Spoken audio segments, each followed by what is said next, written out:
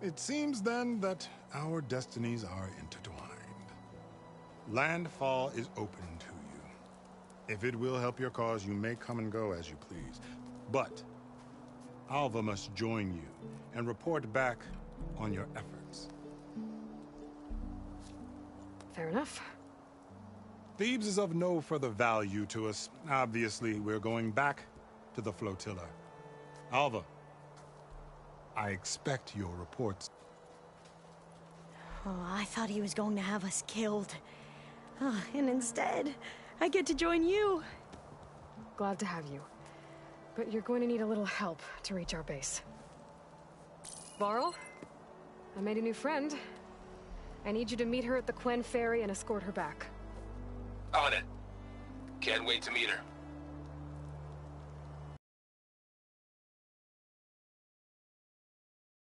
Better focus, and all the data you could ever want.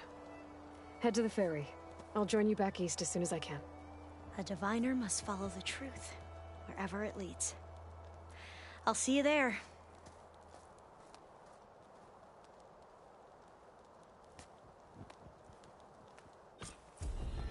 But before I head to the ferry, maybe I should stop by Landfall.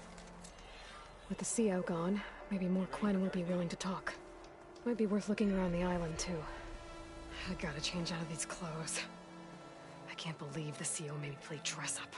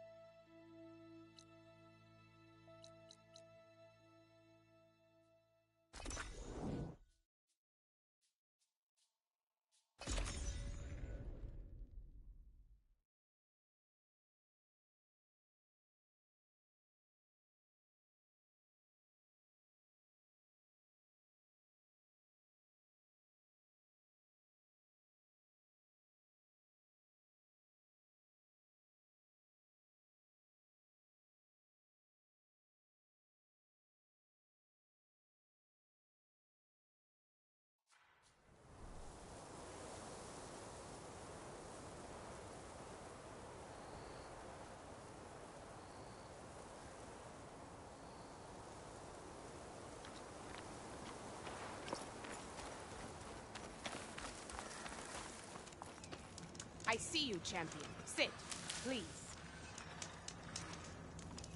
If you walk by, you'll miss out on a good trade.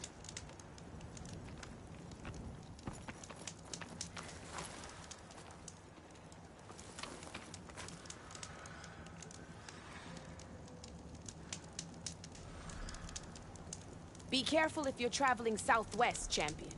Rebels have set up camp in the hills. I'm sure they'd be more than happy to dig your grave. Thanks for the warning. Sounds like the Safe Tanakh could use a travels, hand champion. dealing with these rebels.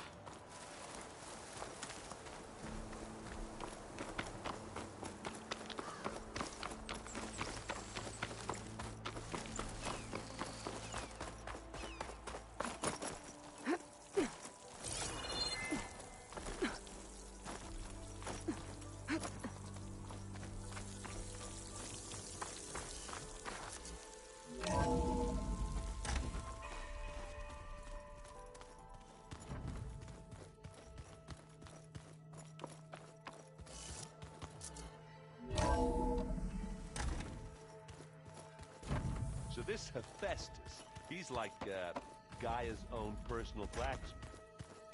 Yeah, a very angry. That's like my Uncle Lawrence. Man didn't smile a day in his life and would box your ears if you messed with his forge.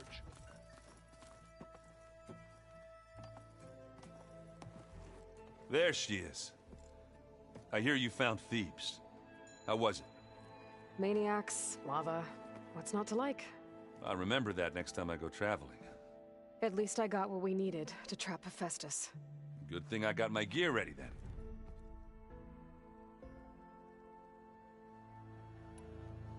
How are things going around here? Hey, you tell me.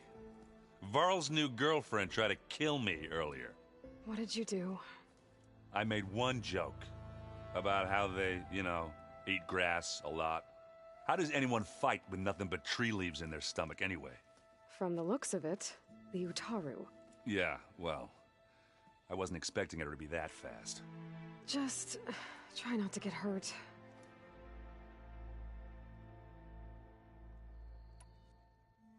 You look tired.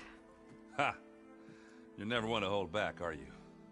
I've just been making sure that I got everything down for this mission of yours. I wouldn't want to be the usual screw-up out there.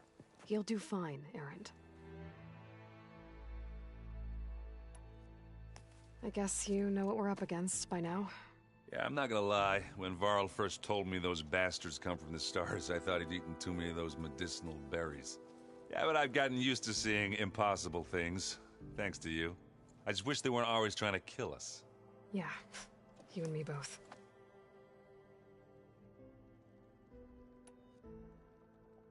What's this? Strike. It's a Tanakh game. I'm pretty bad at it, but it's fun. Think you could teach me? I would, but I can barely make sense of it myself. Be better off learning from Salma and Chainscrape. She can be pretty passionate about it, but she knows Strike as well as any Tanakh. Guess I'll have to make some time to visit her when I can. I should get going. As soon as you want us heading out to those cauldrons. I'll give you the heads up.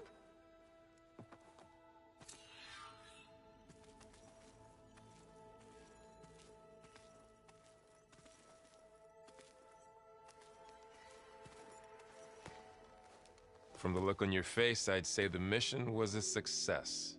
I got Omega clearance. Is everyone ready to head out to Cauldron Gemini? As soon as you give the word. Did Alva make it here all right? Our new Quen friend. The moment she laid eyes on the archives, she jumped on them like a long leg. Sounds about right. Now that I have Omega clearance, we can grab Hephaestus and finally have the advantage over the Zeniths. Can't wait to see their faces as they stare down a bunch of charging Thunderjaws. Better them than us, for once. This mission isn't gonna be easy. Hope you haven't been slacking off on your training. And risk Zoe coming after me?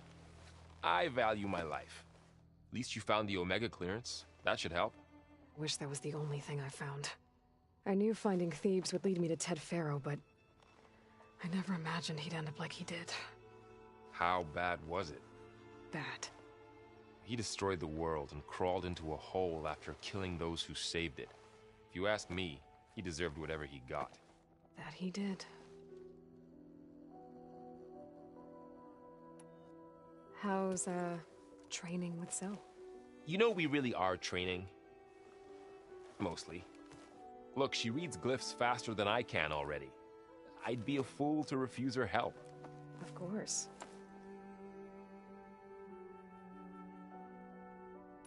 You guys reading something over there? We just finished going through all the logs you collected back in Nora territory, and All Mother Mountain. It's hard to imagine that my ancestors were trapped inside, without the knowledge from Apollo to guide them. Thanks to Ted Faro. Yeah. I wonder how it must have felt when they were finally free. The world must have seemed so beautiful. Not to mention terrifying. They weren't much more than kids. And they became an entire tribe.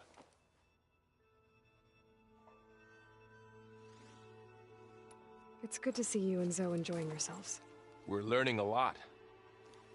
I've actually been looking through the data to find ideas for a gift, and to thank her for helping me study the glyphs. Something from the old world that she's never seen before. Instead, I found out they gave each other stuffed animals. If you ask me, stuffing a dead animal with anything, really, doesn't sound like a good time for anybody. Maybe Gaia can help you find something else. I hope Zoe's not upset I'm distracting you from your training. Yeah, I don't think you have to worry about that. What do you mean? What happened? Zoe's been trying to find a way to fix her tribe's land gods. And I suggested that maybe when Gaia's restored, she could just make new ones. Well, once we get Hephaestus, that's definitely a possibility. That's what I said. But I guess there was something about my tone she didn't like. She got pretty raw. Said I didn't understand the way her tribe feels about those machines. Which is true, of course, and the last thing I'd ever want to do is dismiss their traditions. But I was trying to look at things differently. More like you know? To see a machine as just a machine. Yeah, I guess I led you into trouble there, didn't I? Not your fault. Don't worry. Did you talk to Zoe after your fight? I suffered through a few hours of glaring silence. Then she seemed to move on. Sort of. How do people do this? How do I know if the next thing I say won't blow up in my face? What if an apology is not enough next time? You give her a stuffed animal? You're the worst. You know that? What makes you think I know anything about any of this? You're on your own. Abandoning me again, huh? Well, if she kills me next time, it's on you. Once Gaia is back up and running, I expect you to put all your training to good use. The seeds have been planted. All they need is a chance to bloom. What? I thought that was pretty good. Zoe liked it. I'm glad you and Zoe found each other. Don't forget, you're to blame for that.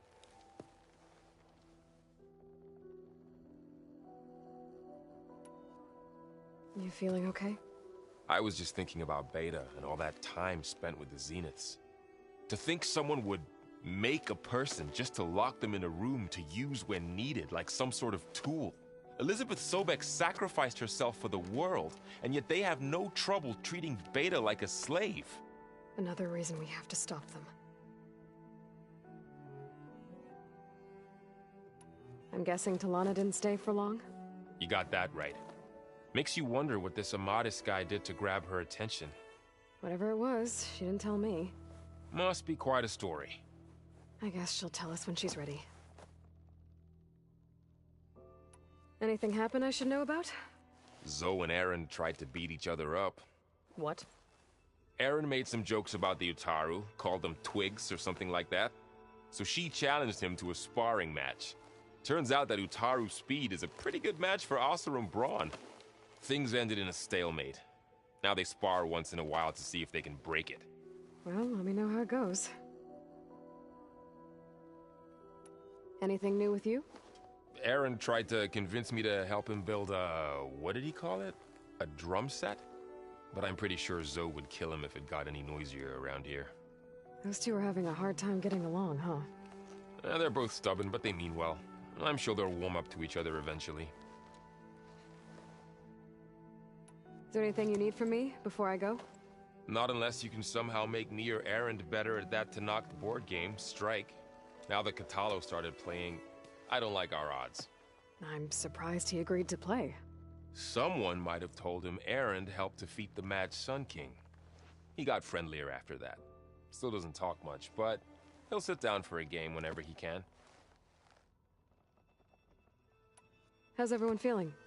Everyone's curious about Alva. It's amazing to think there's an entire tribe across the Great Waters who've been using focuses for longer than I've been alive. Zoe's been trying to get Alva to run her through Quen history, but she seems a bit shy around her. From what I gather, the Quen get punished if they share data. She just needs some time to get used to us. Makes sense. We'll give her some space. I should go get this to Gaia. Of course. Let us know when we're needed.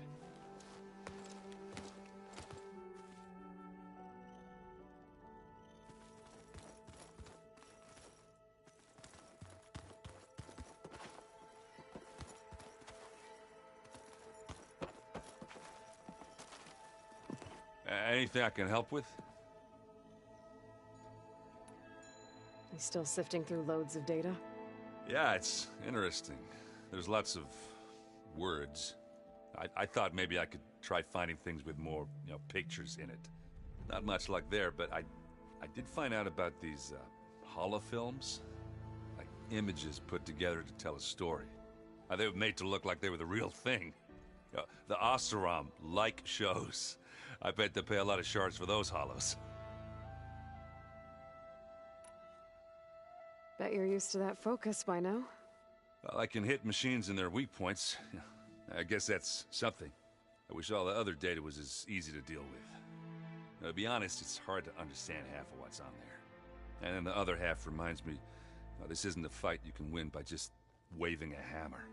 Which is kind of what I do. But hey, that just means I gotta study harder. Make myself useful. Just give it time. You've been looking at any interesting data? Yeah, I asked Gaia to find me something to look at a while back. And she found the mother of all forges. They called it sports. Turns out the old ones spent a lot of time tackling and punching each other for points in one game or another. Are you mixing some solid food and fresh ale? I bet half the claim will be lining up to watch. What you reading next? I saw Gaia added something to the archives about metal rods being used to harness lightning during storms. Guy reminded me of a cousin of mine.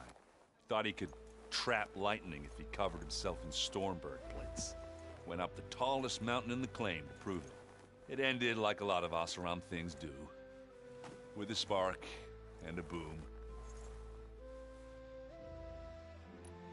What else have you been studying with your focus?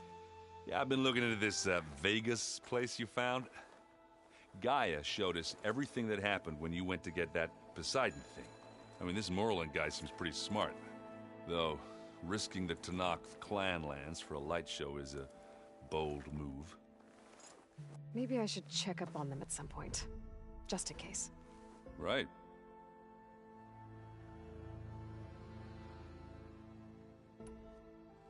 Do I smell ale? I brought some over from Chain Scrape. With everything that's been going on, I thought we could all use a drink. Besides, there is nothing that brings people together like a good brew. That's what my sister always said, anyways. You're more than welcome to have some. Maybe another time. Anything happen I should know about? Zoe asked us to help her bring more plants in here. Not for eating, apparently. Yeah, if you ask me, the place is fine as it is. Metal might be plain, but it's sturdy. Nothing wrong with that. Who needs a bunch of vegetation? How are things with Kotallo? You still scared of him? Oh, she thinks she's funny. Actually, I asked if it'd be interested in playing a game of Strike.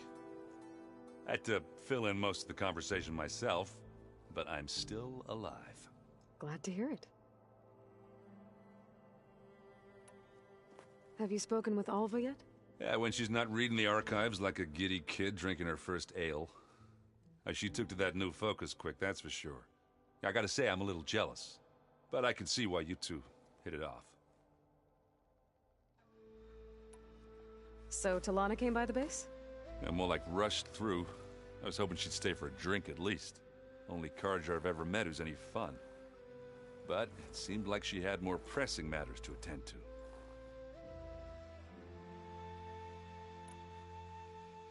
I need to get going. Right, we can talk later.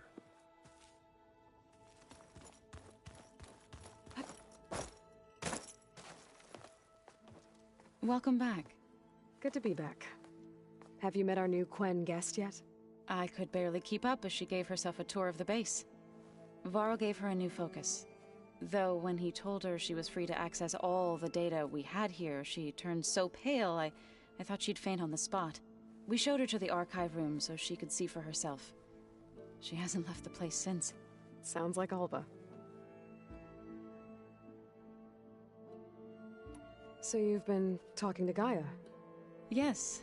She was kind enough to take me through some of the history of the Old Ones, including their demise and the heroic actions of her creator, Elizabeth Sobek. I was surprised to see she was you. Past, but reborn?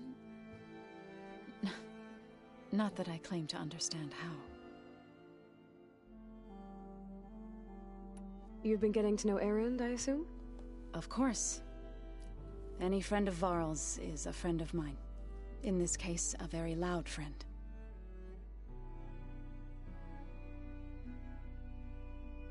Are you guys training with Erend as well? If you count trying to stick a spear in his gut as training, then yes. I've been told. Please tell me you weren't being serious, though. Of course not. Good. I was going for a couple of broken bones. He called the Utaru leaf grazers. Laughed at the idea of us simple farmers being formidable fighters. Before I knew it, he and I were battling it out in the common room. The man is slow, but he can throw a hammer around. Don't look so worried. We're evenly matched. For now. Next time he's going down like a load of boar dump. Just try not to kill each other. Injuring his pride should be good enough. Is there anything I can help with around here? Oh, no. We're doing fine. Are you okay? You and Varl have been friends for a while. I like to think so. I was wondering, what do you know about his mother? Oh. That bad, huh? Why do you want to know?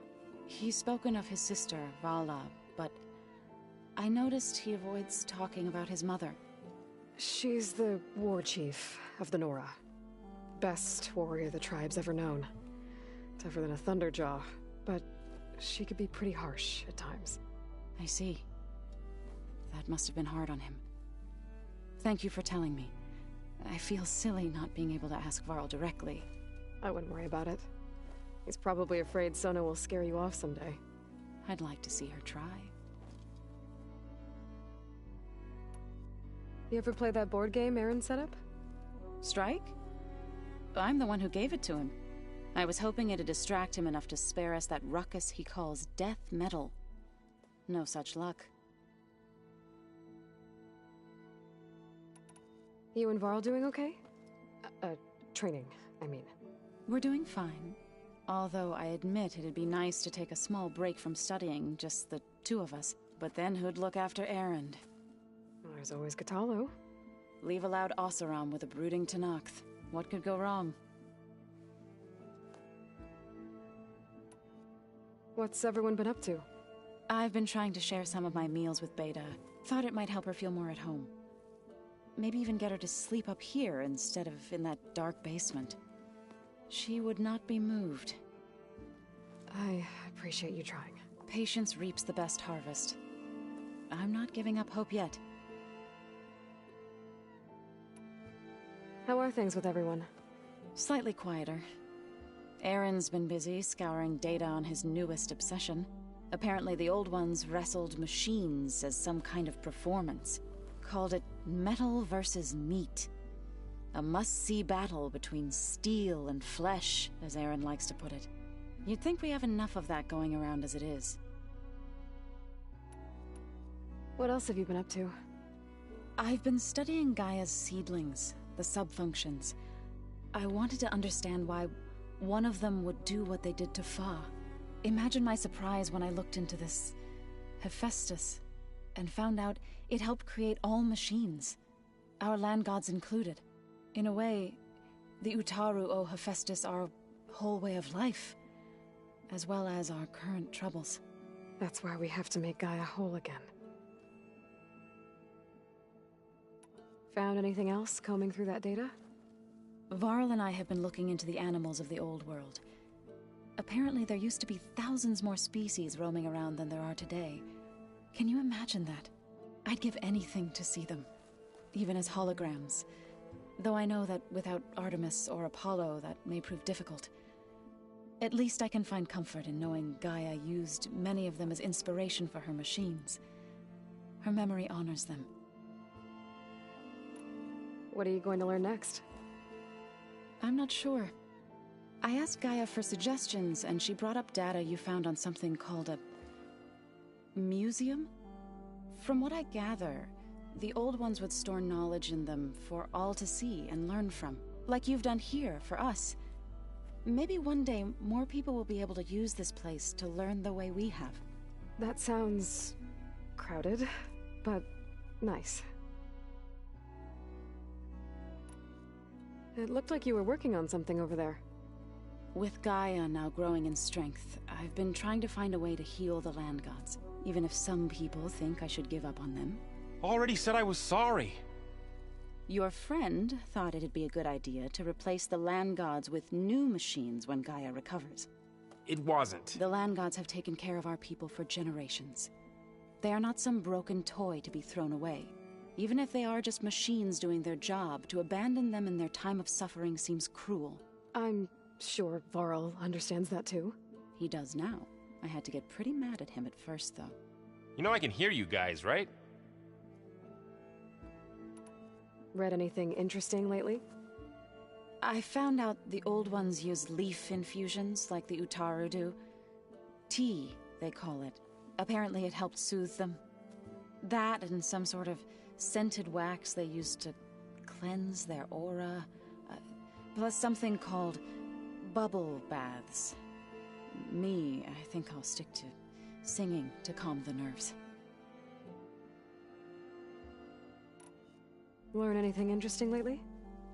There's been much to read up on now that Aether has been reunited with Gaia. It's hard to imagine that machines like Stormbirds once helped heal the skies. I used to be terrified of them as a child. Thunder still brings chills to my skin. But everything Gaia creates has a purpose, no? Yeah.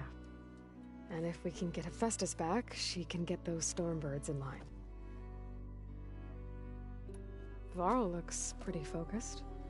He's been obsessing over the data revealed to us by Poseidon. Just the other day, we read about mountains hiding deep underwater that spew fire. If I understand correctly, Gaia said the flames they release come from the very center of the earth. Like a heart, beating with the life of the world. As always, the cycle can be found in even the most unlikely of places. Of course, Varl's mostly interested in watching explosions happen underwater. I assume you've been looking into Demeter now that Gaia's merged with it? Yes. It's been humbling to know that the seeds I carry in this pouch came in turn from the seeds saved for Demeter in the old world. It gives me hope that the cycle of life will prevail now, just as it did before. Did Gaia tell you anything about the Zeniths? She did. Though it wasn't exactly easy to believe. To think that there are places among the stars where life can bloom as it does here. It is humbling, to say the least. And heartbreaking that such life should be bent on destroying ours. The Zeniths did a number on Beta. But she seems to trust Varl. I still can't believe she told him the Zeniths are immortals. Old ones who cut themselves off from the cycle of life and decay. I've never heard of anything so selfish. To deny our dying bodies to the earth. To doom the life that would bloom in their place. It's despicable.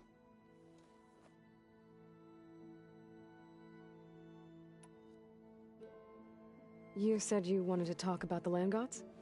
I think there's a way to heal them so that they'll once again provide Plainsong with grain. Gaia gave me a set of instructions.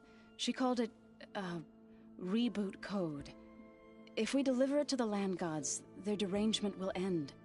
That's great. Maybe. There are thorns on the path. Unless the code is given by Hephaestus, the land gods will reject it. Gaia showed me a way around this. We need components called control cores, from machines made by Hephaestus. Machines similar to the land gods. You mean Grimhorns? Like the one we fought in the repair bay? Yes. Gaia helped me locate 2 of them out west. So, kill the machines, get the control cores, then use them to adapt the reboot code into something the land gods will obey? If all goes well. But taking down 2 Grimhorns won't be easy. We'll do it together. Bless you, Aloy. I'll send you the location of the machines. About the land gods.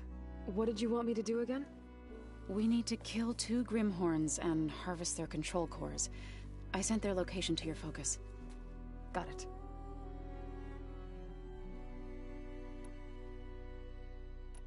So, how does a tribe like the Utaru manage to maintain the peace with warriors like the Tenakth? By holding them off. When our fields bloomed aplenty, the Tenakth looked upon our lands with envy. But Plainsong's dishes provided sanctuary and high ground to keep invaders at bay. In the end, even the Tenakth saw sense in a truce. The Utaru promised to provide the Tenakth with food from our crops every year. In exchange, the Tenakth would relinquish one of their own, a veteran, to train the Utaru in combat. This custom was abandoned a few years after the derangement. But some veterans still remain in the plains. I've been meaning to ask, what's the deal with you and the chorus? You didn't seem to be on the best of terms. That's what happens when you're the one Utaru who insists on publicly defying them. Twice. When the Carja invaded the Utaru plains, they did more than just attack our villages. They burned our fields, took our people as slaves, and murdered those who were too weak to make the trip back to Meridian. To be sacrificed in the Sun Ring. I was helping the healers back then, as waves of refugees swarmed into Plainsong. The chorus was divided in how to face the invaders. Some saw sense in raising arms. Others believed the dishes would keep us safe, as they had many times before. And while they bickered, I buried the seeds of the fallen. It couldn't have been easy. Seeing your people suffer while the Carja invaded your lands. I come from a small village near Plainsong. My grandmother used to say there was no seed that wouldn't grow there. I moved to the dishes when I decided to apprentice as a healer.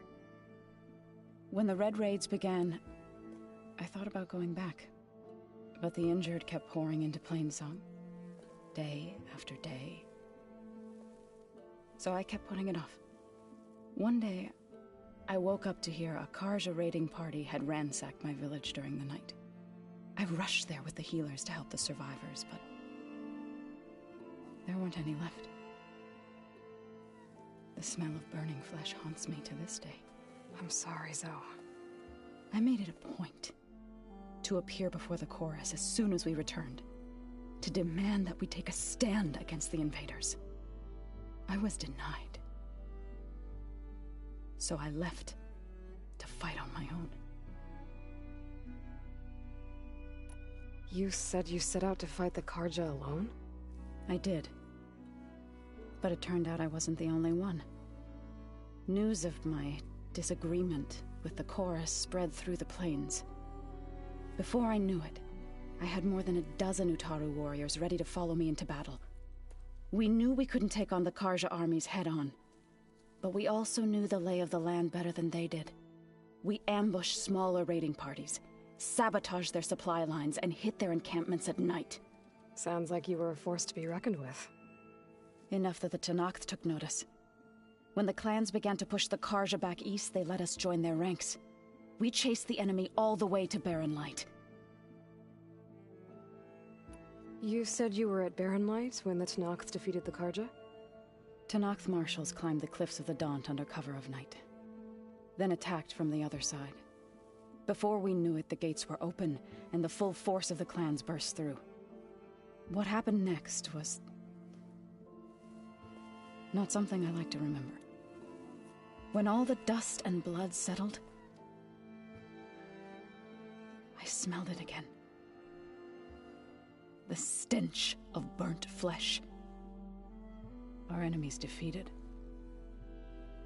What was left of my squad returned to the Utaru Plains.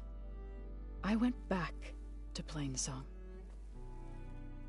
But even as the harvests passed, it didn't feel like I'd truly returned at all. Is that when you became a grave singer? I thought soothing the suffering of others would somehow appease my own. Then you came along and gave me a choice. I could either sing at people's graves or fight for a chance to keep them alive. I'm glad you chose the latter.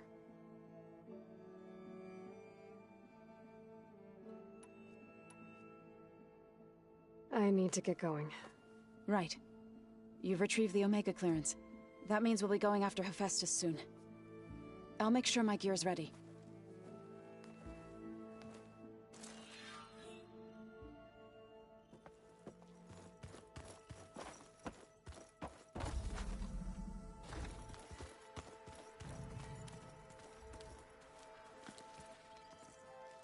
Aloy! Right to work, I see. There's just so much. I mean, we knew of artificial beings that served the ancestors, but Gaia? Oh, she's amazing! And you, a true reincarnation of an ancestor. Genetically speaking, of course, not like the, late CO. And there's more ancestors out there, returned from beyond the stars. Of course, they're trying to kill us, which is not great. And Eric Visser is with them, which is disturbing. And then there's Hephaestus, and... Okay. How about we take it one step at a time? You're right. I also owe you an explanation for everything that happened at Landfall. I imagine you don't know anyone here that well yet, but they're a good group. It's funny because one of your friends is, well, another you.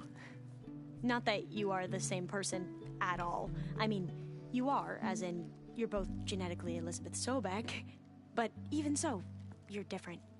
Yeah, we are.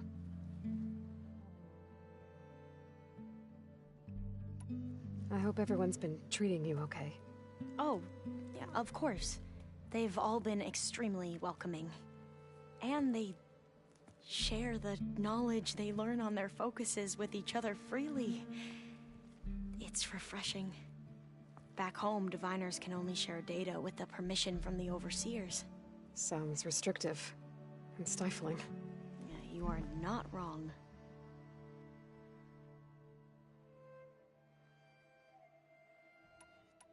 I see you've been using your new focus. It's been fascinating.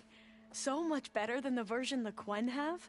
What would have taken me years to sort through, like the database you helped me recover, with this, I've been able to establish search parameters to speed up the process.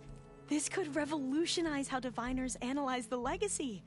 That is, whatever part of it the overseers would actually let us study.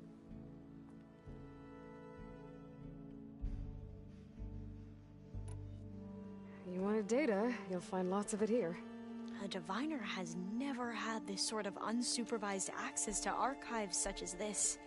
And knowing you, I suspect there is much that would normally be forbidden held within them. But I was sent here to help you. I would be remiss to ignore any truth laid before me. Maybe it'll help the Quen find their way back to the path of truth. You mentioned Eric Visser? How do you know about him? The Zenith who tried to kill you? He is known to the Quen as the Protector. Combing through data related to his work led us to breakthroughs related to weapons and military tactics. Knowledge our rulers used to conquer and expand, to become the empire we are today. That's why he's one of our most revered ancestors. But based on your encounter with him, it appears he's even more ruthless than we ever imagined. Yet another distorted interpretation in the legacy. Well, at least you're piecing together the truth. If only the overseers back home would do the same. Beta mentioned other Zeniths. Tilda, Verbena, and Gerard. I'm afraid I don't know anything about them. Whatever legacy they left behind, the Diviners haven't recovered.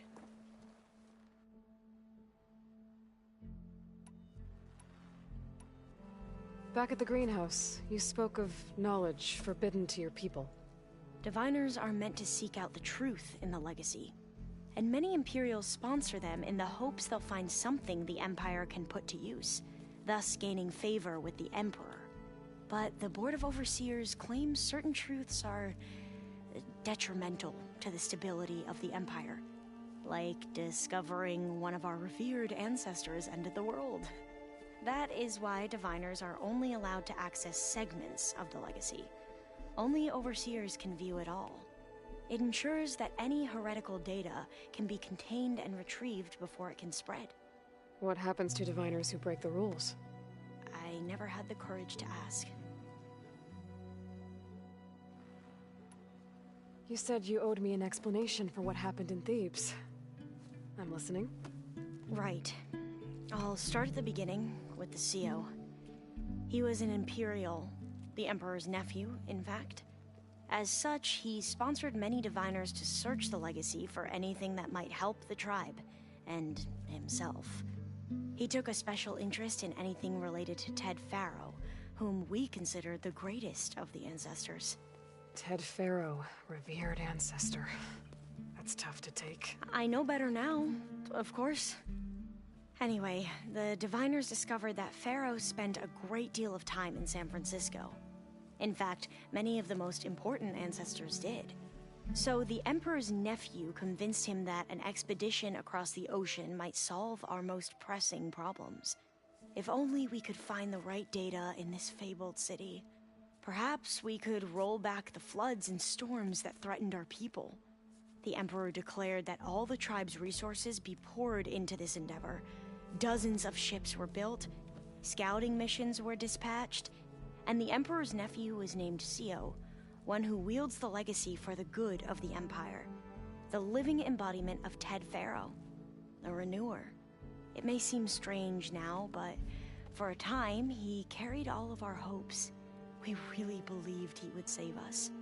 We had no idea just how perilous the journey would be. You said the expedition across the sea was more dangerous than you thought it would be. What happened? We lost most of our ships to hurricanes, and scores of soldiers perished to hunger and disease. And that was before we even hit the coast. Once we landed, machines ripped our patrols apart, and we struggled to replenish our rations. There were bright spots, to be sure. We found Thebes and the greenhouse, but nothing improved the CEO's mood as his dreams of saving the tribe were slowly dashed. He became more and more obsessed with Thebes and what lay behind its door, and more convinced that the title of CEO was no mere honorific. You heard him, spouting nonsense about Pharaoh's essence and some kind of becoming. We knew these weren't the words of a sane man, but he was quick to put any who spoke out in front of a firing squad. What a great guy. The Quen are wrong about many things when it comes to the legacy. I can see that now. But what the CEO became was a complete perversion of what Principal Diviners stand for. The pursuit of truth. I'm sorry you had to endure his madness. I'm just glad it's over. For everyone.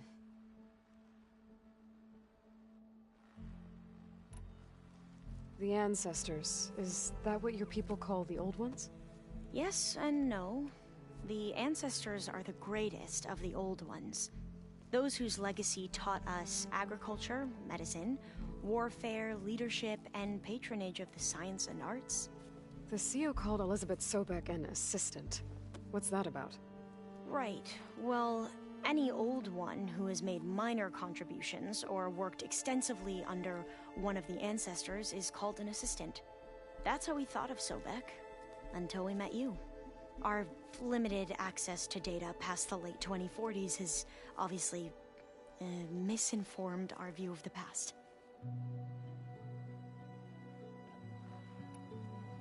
So, Bohai, your overseer.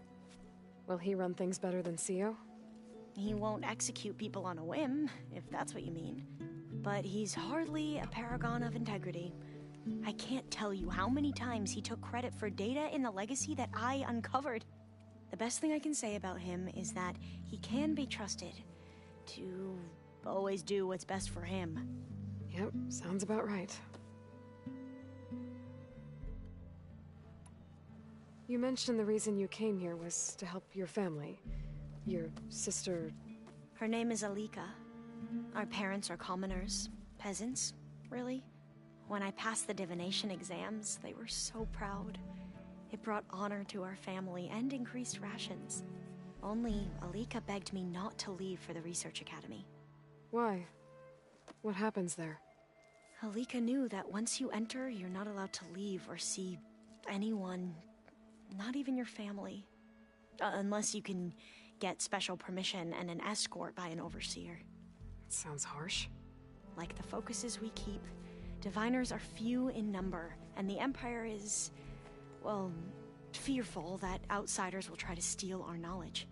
Last time I was allowed to see my family was just before our voyage here.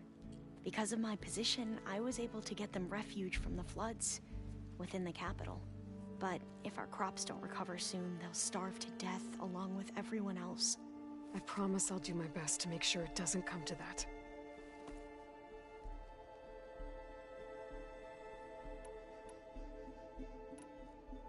I need to get going, but if you need anything...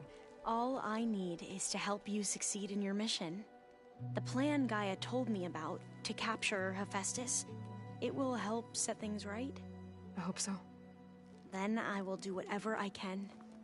I promise.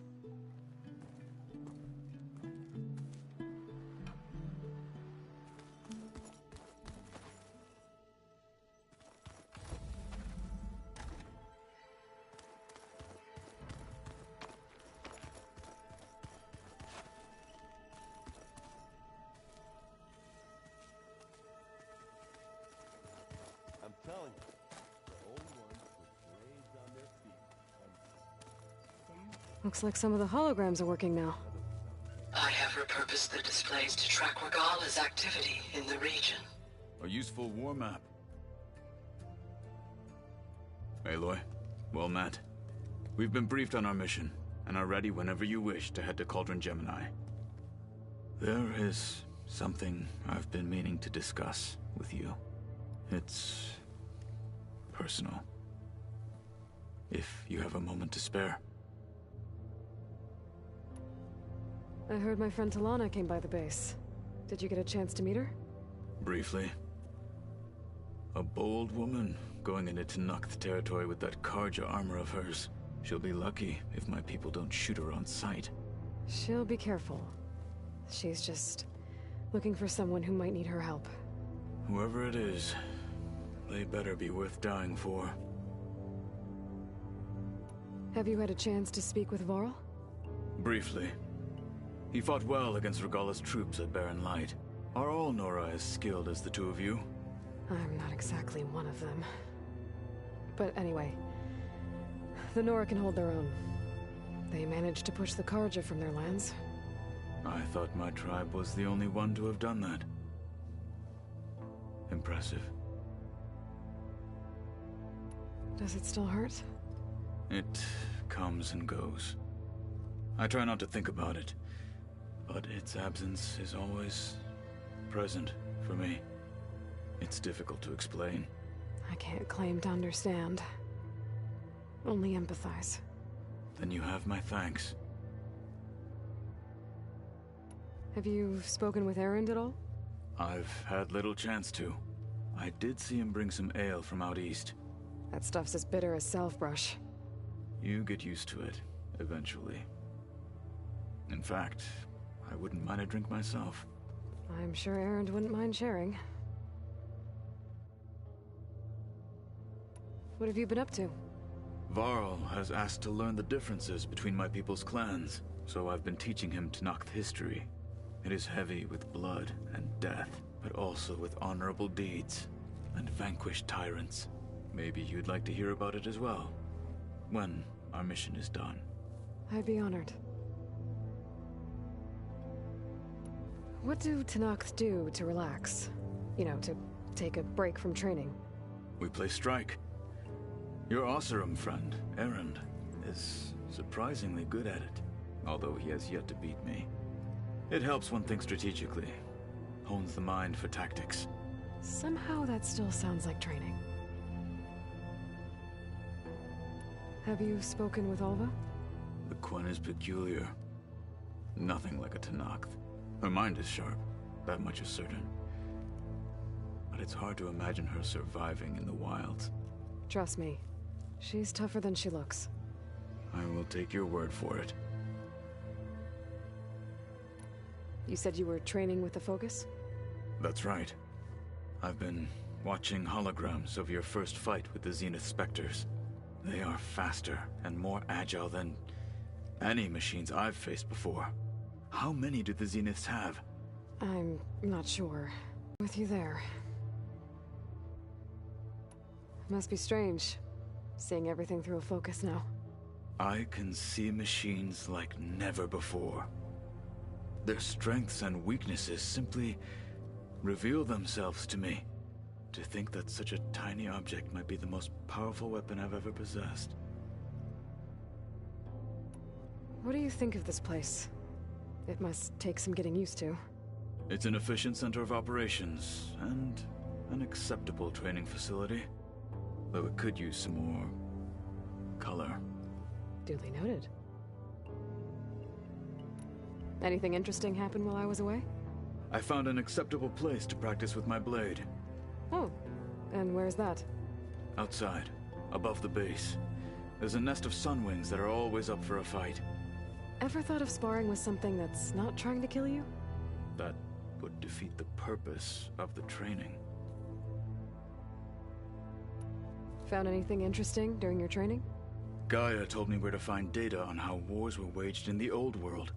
I knew the Ten fought against machines, much as we do now, but it seems they were among the last of their kind. Later, machines battled other machines on behalf of greedy leaders, as they vied for lands and spoils.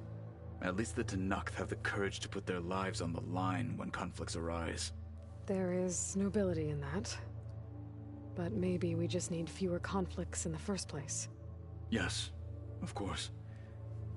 Hekarro would have it so as well. How are your studies going? I wanted to learn more about the world of the Old Ones. And? I looked up this pharaoh Gaia said you went looking for, and learned about the plague of machines he unleashed.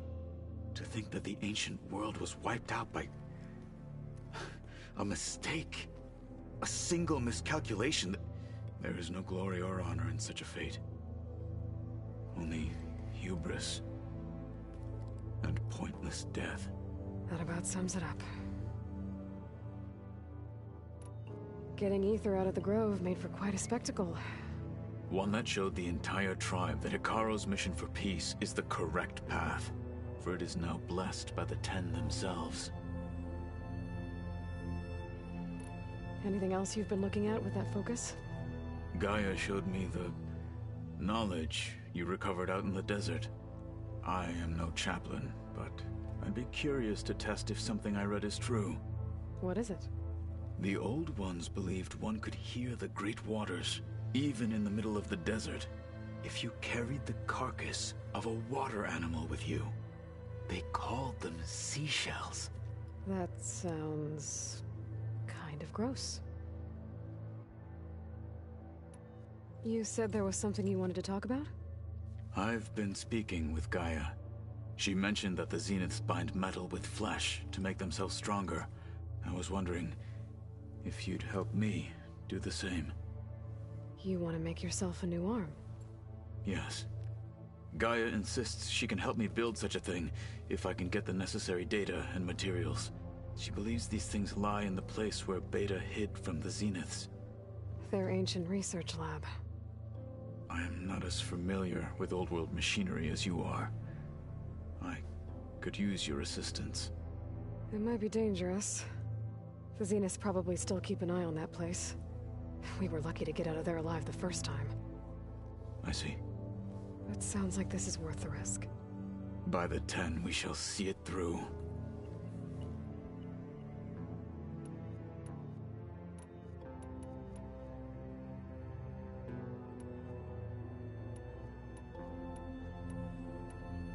I have to go now. Then do not let me keep you. I'll call you when I'm near the Zenith lab. We'll get what you need for that new arm of yours. Thank you, Aloy.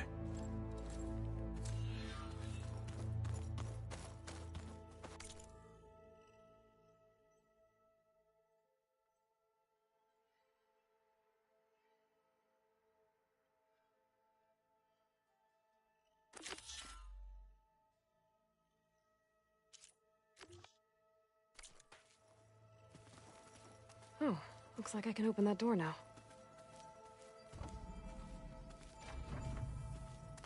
There's a lot of equipment in here. Gaia, what was all this for? This room was designed for management of the facility's vast seed banks. From here, Control Center operatives would have monitored new crop rotations into the automated farmlands, now known as Plainsong. I see.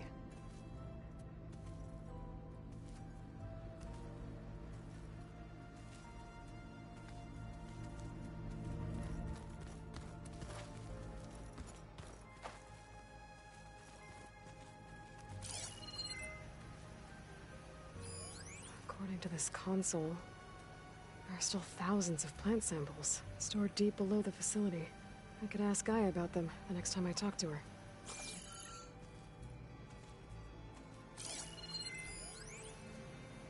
I've been tackling the design of the Ag Lab. Place is gonna have a lot of seed stock to work with. My favorite? Sample 626. Calotropis gigantea. The crown flower. We used to have one in our backyard. Butterflies always fluttering around. Every morning, August would run out there to check under the leaves. See if any caterpillars turned into chrysalises. Now, I'd like to imagine that the future will be filled with them.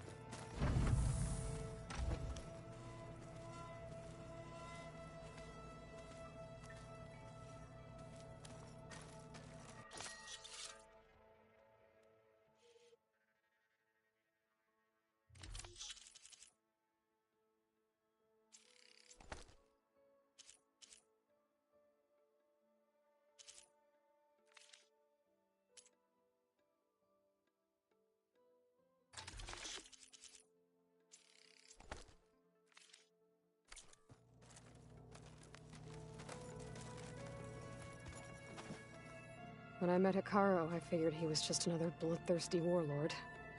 But Fashav was right. Hekarro wants peace. It won't be easy.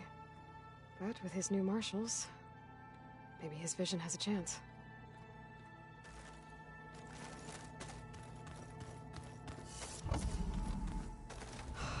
Beta's so frustrating. I don't get how she can be so negative all the time. I mean, we're clones of the same woman, and yet she couldn't be more different from Elizabeth.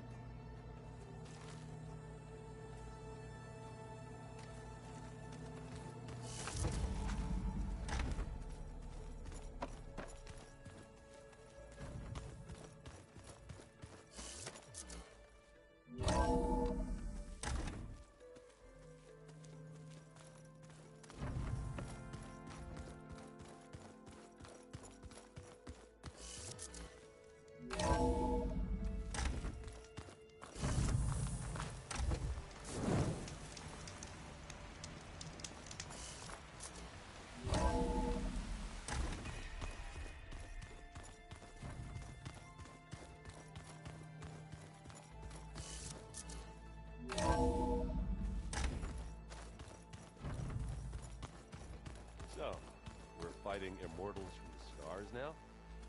Looks like it. What's next?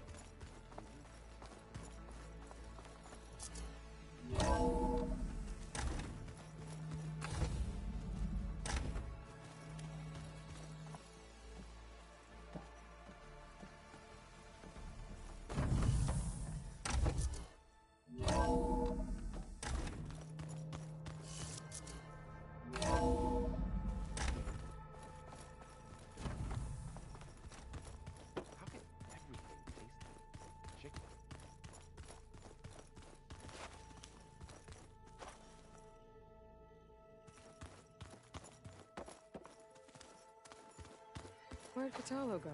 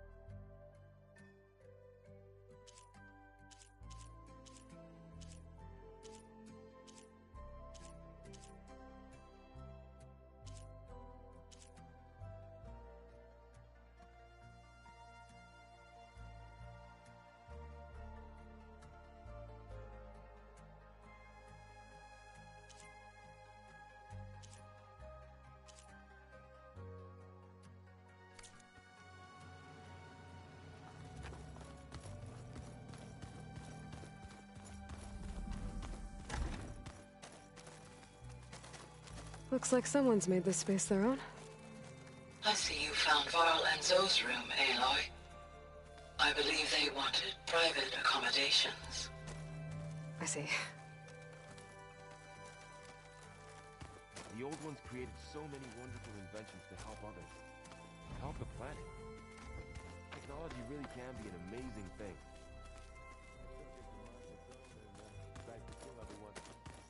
You're just a ray of sunshine, aren't you? Only for you.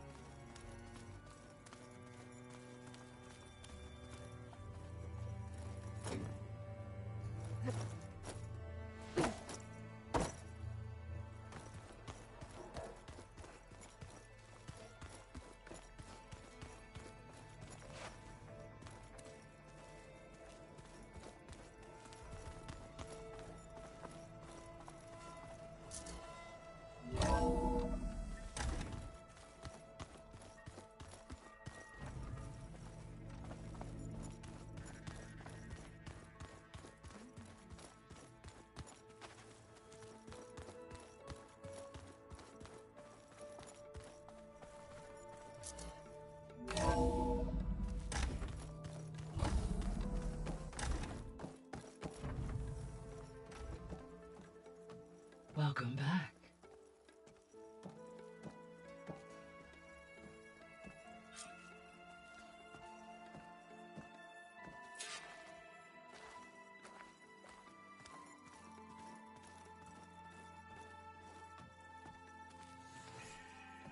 Gaia, what is this? It is a control console for a drone-based imaging system connected to this dome. I will transmit the relevant data to your focus. Huh. So this Cyclops is a network of drones to monitor the deteriorating biosphere conditions. I guess it was meant to display on the dome, but the drones aren't connected anymore. I think I can reconnect some of them already. And it seems like there are more out there.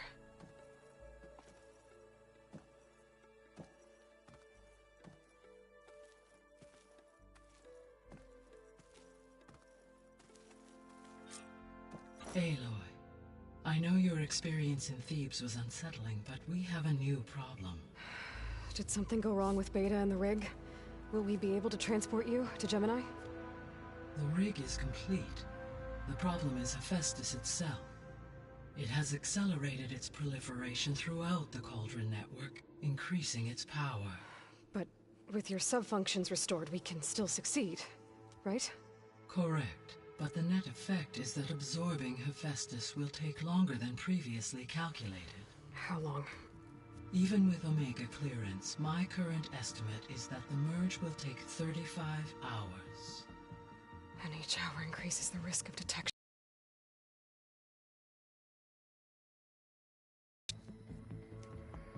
Two cores. Two overrides. What if the merge were carried out by two clones of Elizabeth Sobek, both armed with Omega clearance? How long then? Half the time?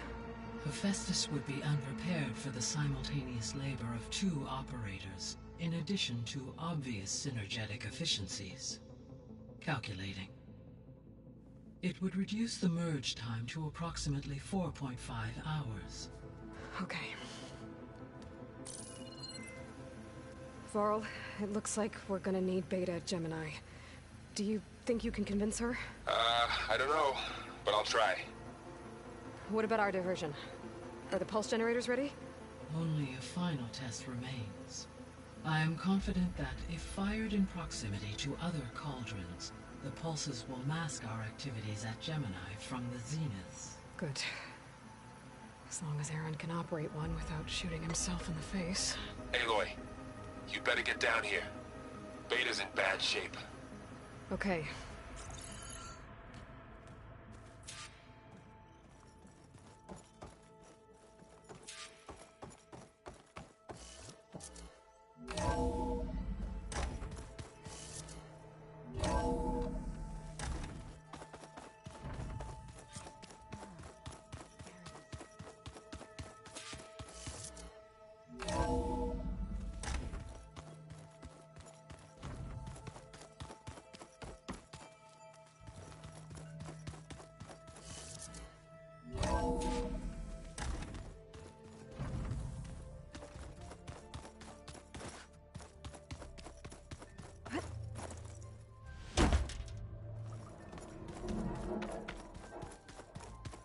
Aloy. I tried, but it's impossible. I don't think anything will convince her to go. We don't have a choice. Good luck.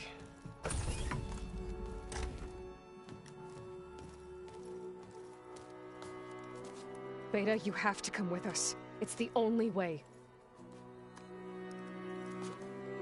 It's one mission. The most important one. We need you.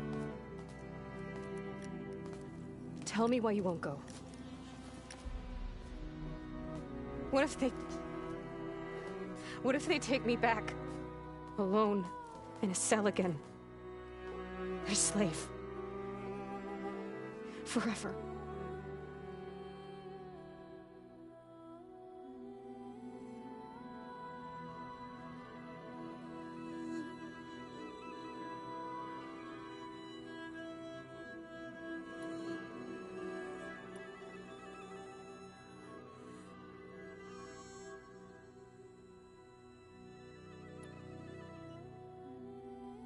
Varl and I will be at Gemini too.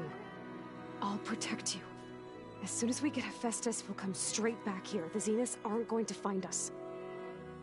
You don't have to be afraid. No! You can't protect me. Nothing can protect me from them. I told you from the beginning we'll never beat them. It's hopeless. Beta. Leave me alone! You don't understand!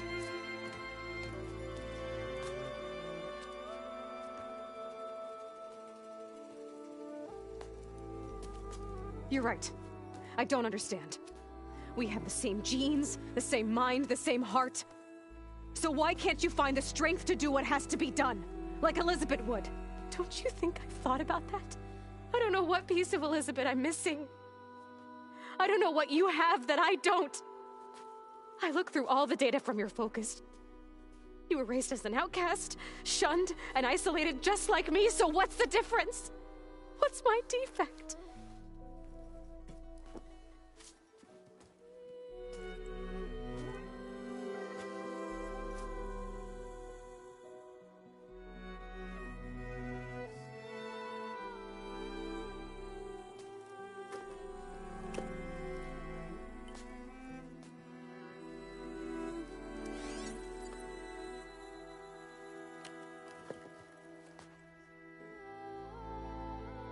Beta.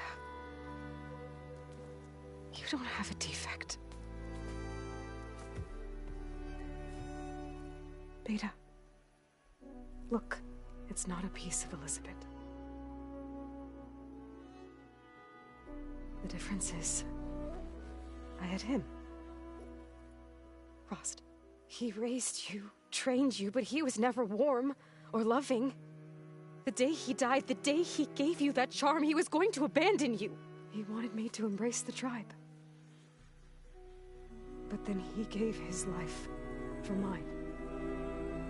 He loved me in his own way. And that was enough. What did it feel like?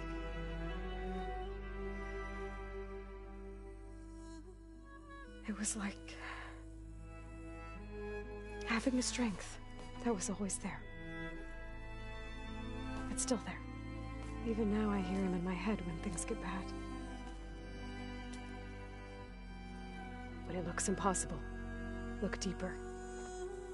And then fight like you can win.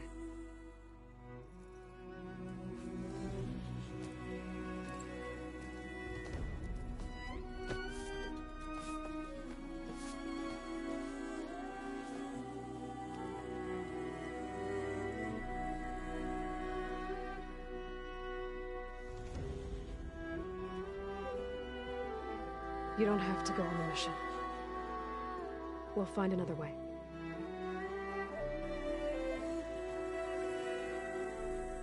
I'll go. You said you'd try to protect me. I believe you.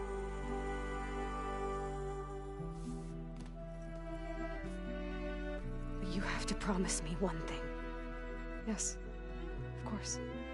If it goes bad, if the Zeniths find us, I don't want to be their slave again.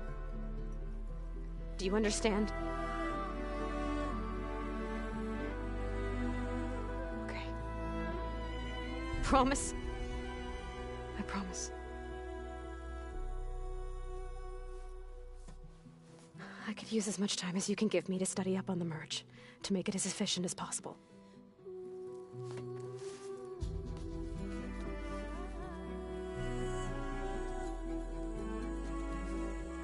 I'll be ready when you are. I swear.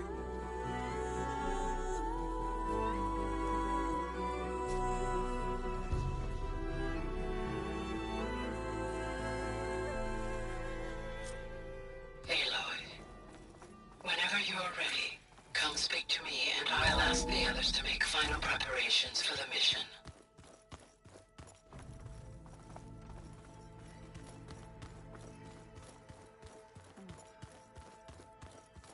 The old ones fed off livestock a little too much for my liking. Some of them ate more like the Utaru. Called themselves vegetarians. From what I'm reading, all the old ones wanted to eat was just stuff.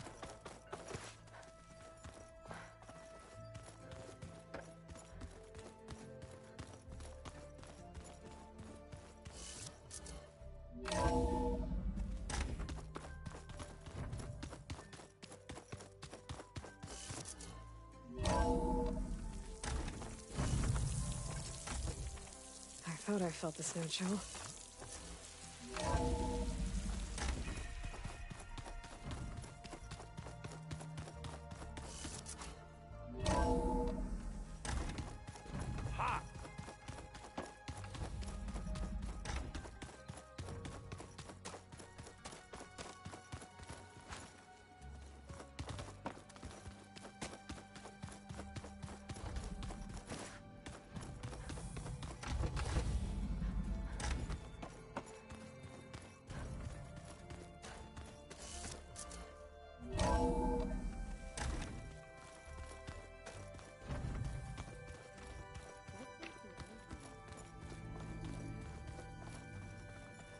I don't think that door had power before, but looks like it's malfunctioning.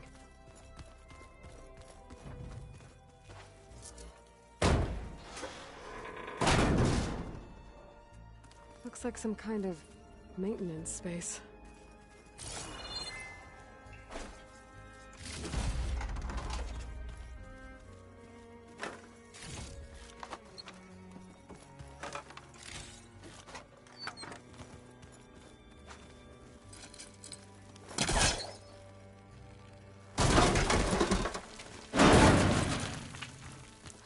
this leads.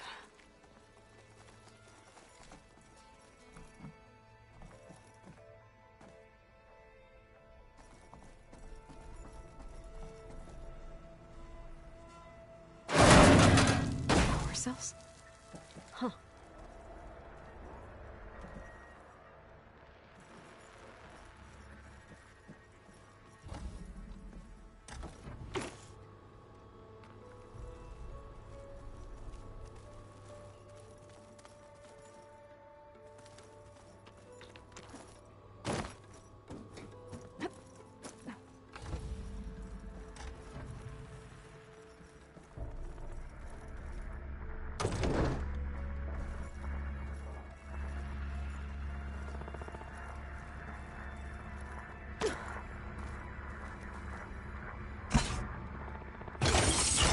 That did it. Aloy? A bunch of lights just turned on up here? Was that you? Oh. Huh. Yeah, I guess it was.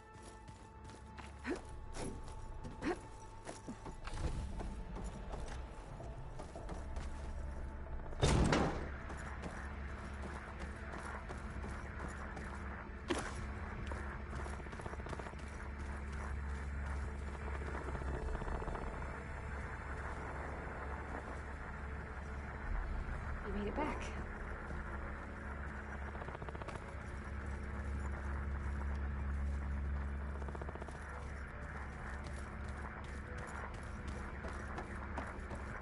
Oh, looks like I can open that door now. Was this door always locked? Beta requested the use of that room as her personal space. I have locked it at her request. Okay.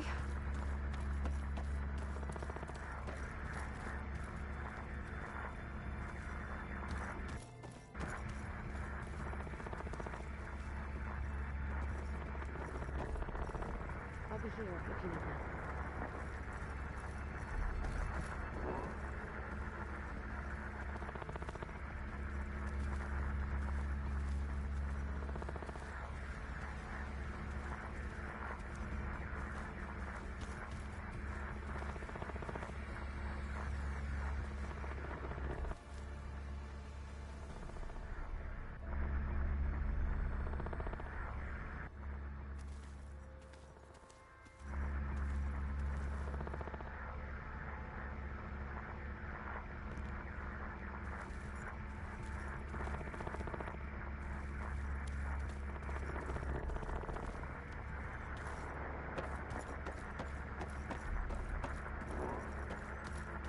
What was this room for, Gaia? This was intended as a diagnostic center to monitor machine activity in the repair bay below. It appears most of the equipment was damaged, likely from Minerva's control of this facility. Yeah, she did try really hard to keep me out.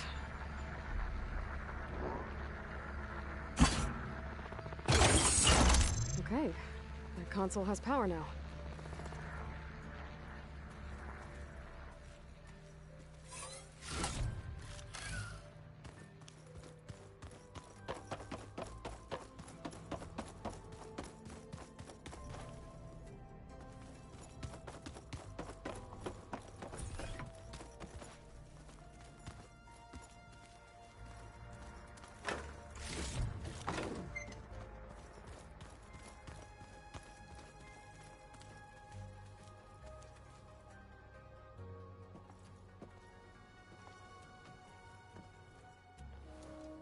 Hey, I just wanted to make sure you're okay. I am. Is there something you wanted to talk about?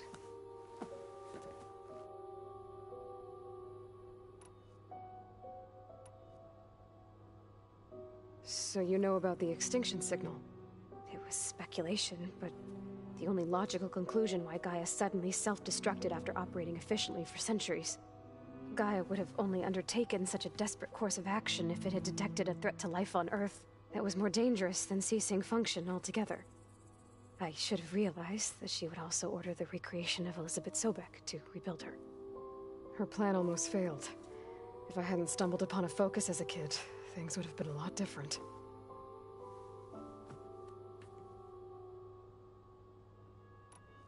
You said the Zenith's colony in the Sirius system was destroyed. What happened? All I was ever told was that a natural disaster forced them to leave Sirius. I've speculated that it was an extrasolar object or a cataclysmic seismic event. Or maybe even an abnormally violent coronal mass ejection from Sirius A. Did the Zeniths tell you any details? Something that might narrow it down? They said the only thing that mattered was that they survived. First Earth, 1,000 years ago, and then Sirius. Guess they survived old age, too.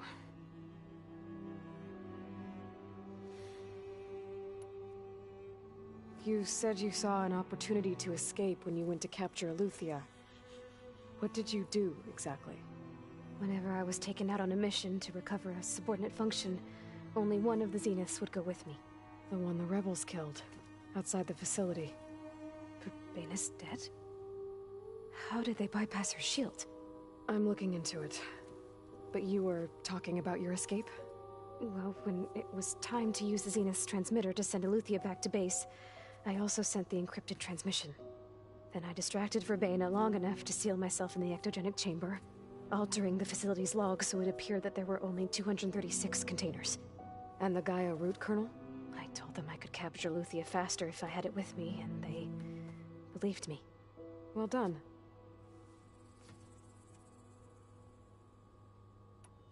You said you spent years studying in a training interface. Was this archive you mentioned part of that? But only the parts I was permitted to access. Aristotle and Aspasia, the avatars of the archive, would assign me learning modules and evaluate my progress. Wait, those names. They were designed to be the virtual guides for the Apollo database, before Ted Faro purged it. The Zeniths have a copy. So it still exists. And you got to learn from it. Only what was deemed pertinent to the mission. If I requested information outside of my parameters, my tutors would deny it. To have all that knowledge, just out of reach. Must have been frustrating. A little.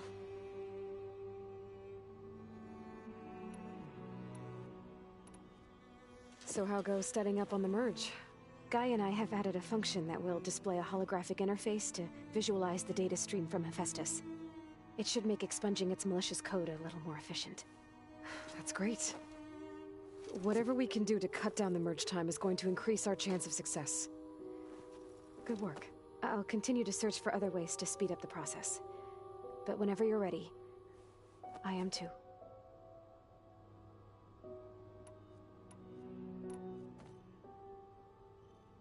What else can you tell me about Tilda? She liked to talk about her paintings. What about herself? Did she ever talk about her life on Earth, how she joined the Zeniths, something like that? She never said much about herself, and she hated it when I asked too many questions. But I think, back on Earth, she was an expert programmer, given that she built a data channel the other Zeniths couldn't detect. Is there anything else about her that we might be able to use to our advantage? She was the first real person who ever bothered to speak to me. I wasn't really assessing her for strengths and weaknesses.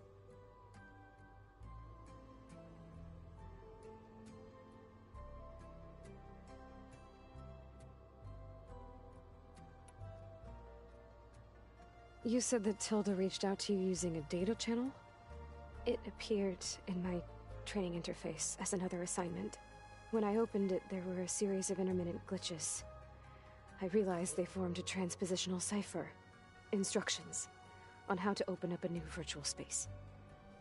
When I entered it, my training interface disappeared. Instead of the usual holographic teachers and files, I was in a perfect recreation of her home. And you're sure the other Zeniths never knew about it? To them, it looked like I was still in training. Toiling away. Alone.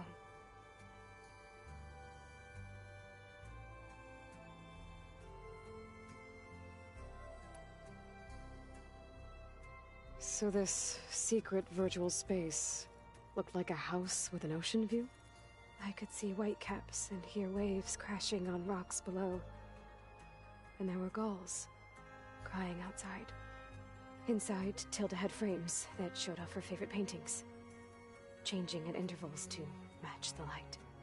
There was an armchair she liked. She'd sit there and gaze outside while I looked through her things. We spent hours in that house. I never wanted to leave.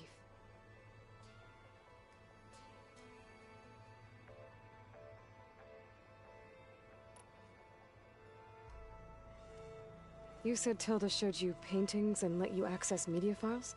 Every time we met, she showed me a new painting. I think she was Dutch. All of her favorite pieces were from their golden age in the 1600s. Portraits, allegories, ships at sea. She had so many. They didn't interest you? I liked her media portal. It had so much more than my training interface. Clips, shows, holos. My favorite was this one called Second Time Around, about a family whose kid comes back after disappearing during the Hot Zone crisis. Right, but did this portal have anything about the Zeniths themselves? Anything we could use? No. Any information about them was redacted.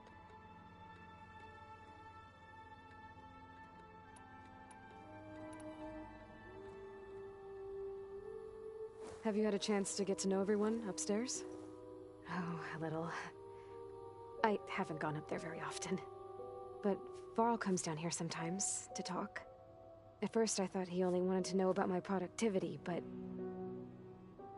I think he actually wants to talk to me. I think he might even be a friend. Yeah, I think he is. Have you talked with anyone else in the base? Yes, although most of the time I talk to Gaia. Sometimes I even forget that she is an advanced AI. Whenever we have a discussion, she asks my opinion on the subject. I didn't expect that. That's all thanks to Elizabeth. She believed Gaia had to care, not just follow her programming orders. Yes and no. It was Elizabeth's directive, but Gaia thought for herself. Modified her own code. She became her own person. In a way, yes. So aside from Varl and Gaia, who else have you been talking to? Zoe told me how you met, after your escape from the Hades Proving Lab. I had no idea you were severely injured. If it wasn't for Varl and Zoe... What matters is they helped me, and I recovered. Right? Right. You said you and Varl talk sometimes. What about? He told me about your tribe, the Nora, and the proving ritual you did. I told him if I was born into the tribe, I'd never be able to do the proving. It'd take a lot of physical training, but I bet you could do it. No. I'd be more interested in studying artifacts from the old world. Or the bunker door in All Mother Mountain. Well, the Nora would make you an outcast for that.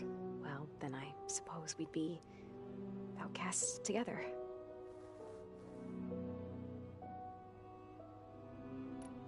Alva's joined us.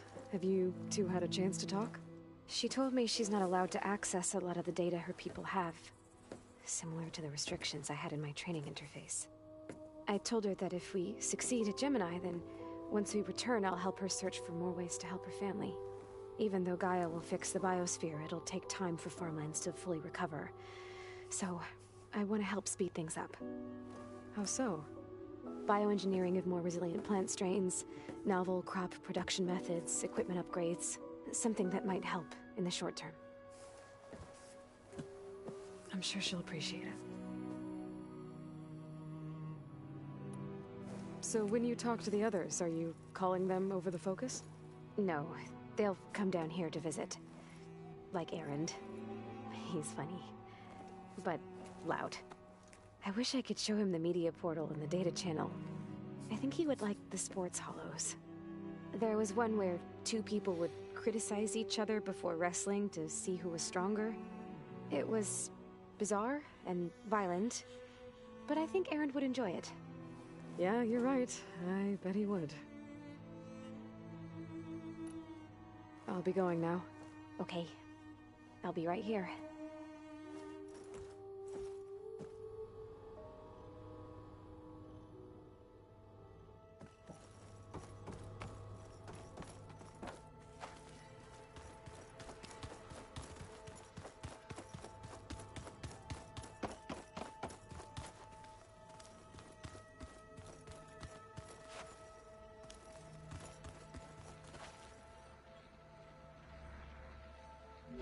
looks of this data, Festus has been trying to hack into the repair bay. Okay, doesn't look like it's been able to. The vault. I've got to be more careful. I found a lot. Jensen almost caught onto my plan while we were going over the diagnostic center specs. I've got nothing against the rest of the team. It's just... I'm sure they've all got family they're gonna meet up with in Elysium. But me? I couldn't even bury August. There is nothing of him left besides my memories. I won't let those blink out of existence too. The vault's for us, no one else. 11 more weeks before we lock the blueprints. Then the rest will be up to Gaia. If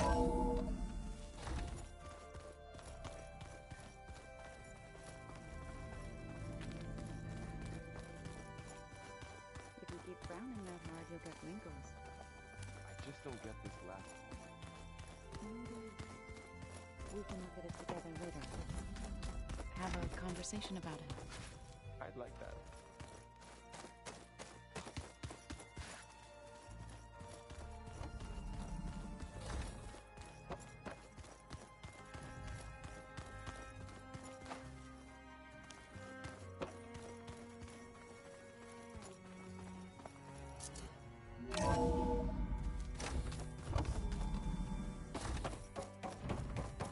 Hello again, Aloy. Hello, Aloy. Hey, Gaia. So, me and Beta, I guess you heard what happened. Yes. I am continuously impressed by the complexity of human relationships. Despite the unpleasant circumstances that led to your quarrel, I am pleased to see you have both found an agreeable resolution. Well, two heads are better than one, right? Yes, I believe so. Are you ready to depart for Cauldron Gemini? Or we can continue our conversation, if you like.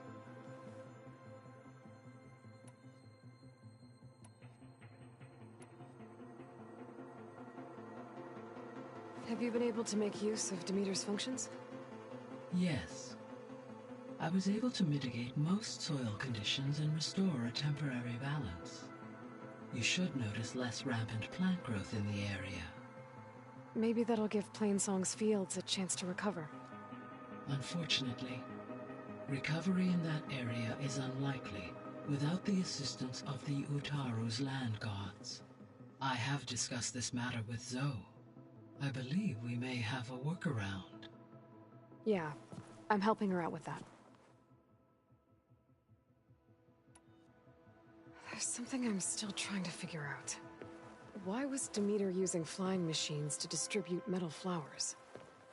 In its deranged state, Demeter was defending itself against a robotic swarm that would devour all plant life.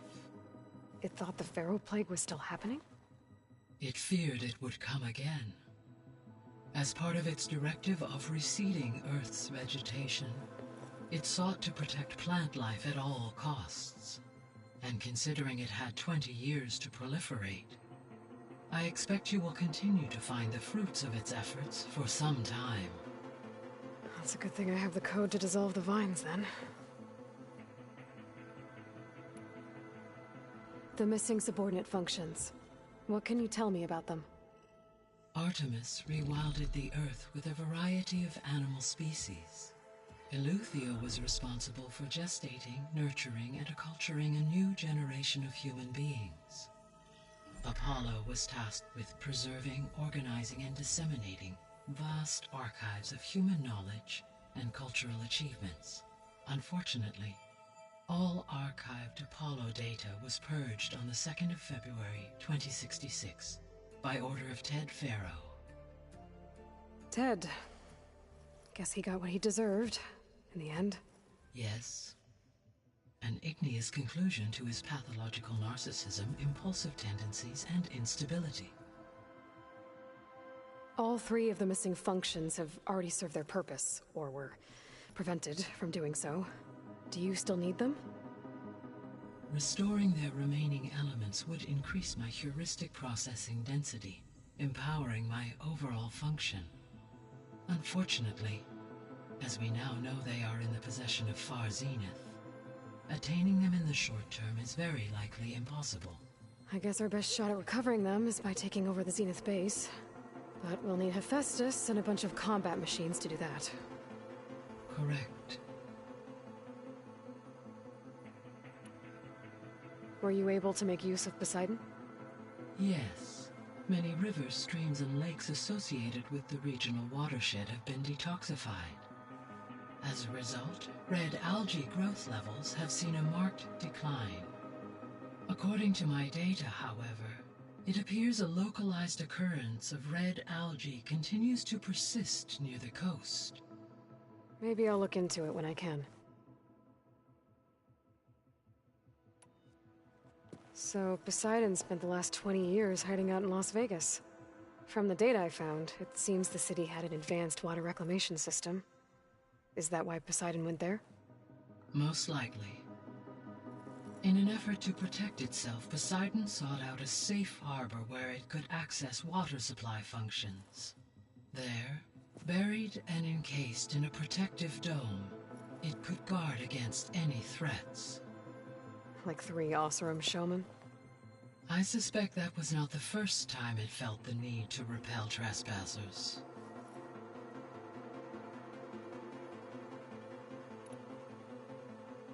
So, once Hephaestus has been recovered and merged, you'll regain the capacity to mass-produce machines at cauldrons around the world. Yes, and to program their behavioral routines, or even control them directly. So you could build an army of machines. Attack the Zeniths and take them out. It is in my nature to take any and all necessary steps to preserve life on Earth, human life above all. So yes, once I have been empowered with the capacities of Hephaestus, I could design, build, and command such an army. Given the nature of the Far Zenith threat, doing so may be our only option.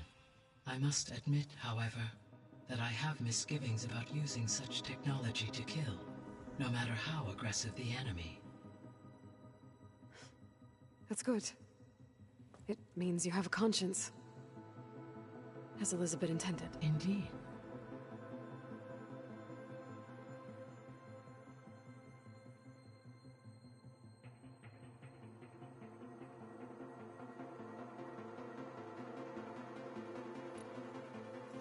You mentioned that the superstorms have subsided. Is that Ether at work? Yes. Thanks to Ether's capabilities, weather patterns in the local region should mostly stabilize for the time being. Well, that's a relief. Be nice not to have to fight my way through a storm anymore. I will continue to stabilize the atmosphere for as long as I can. Why did Ether take up residence in an ancient war museum? As with the other subordinate functions, Ether needed to install itself on a processor with adequate storage and power. The one in the museum appears to have been sufficient, given that the holographic displays were still active. So Ether was assured it could stay for as long as it needed to. Correct. Though it is curious that it chose a place surrounded with the ancient ruins of aircraft. Maybe it also felt at home there.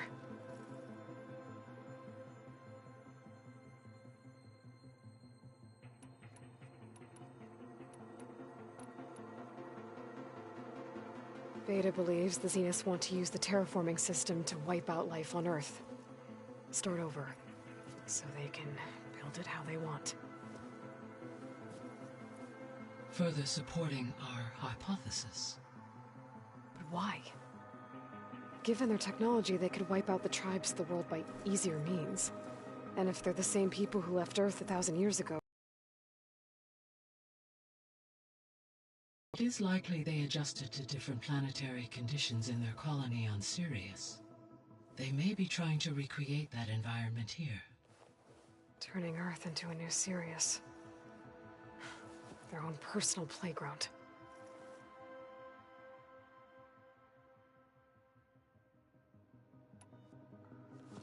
So the Zeniths are the same people who left Earth.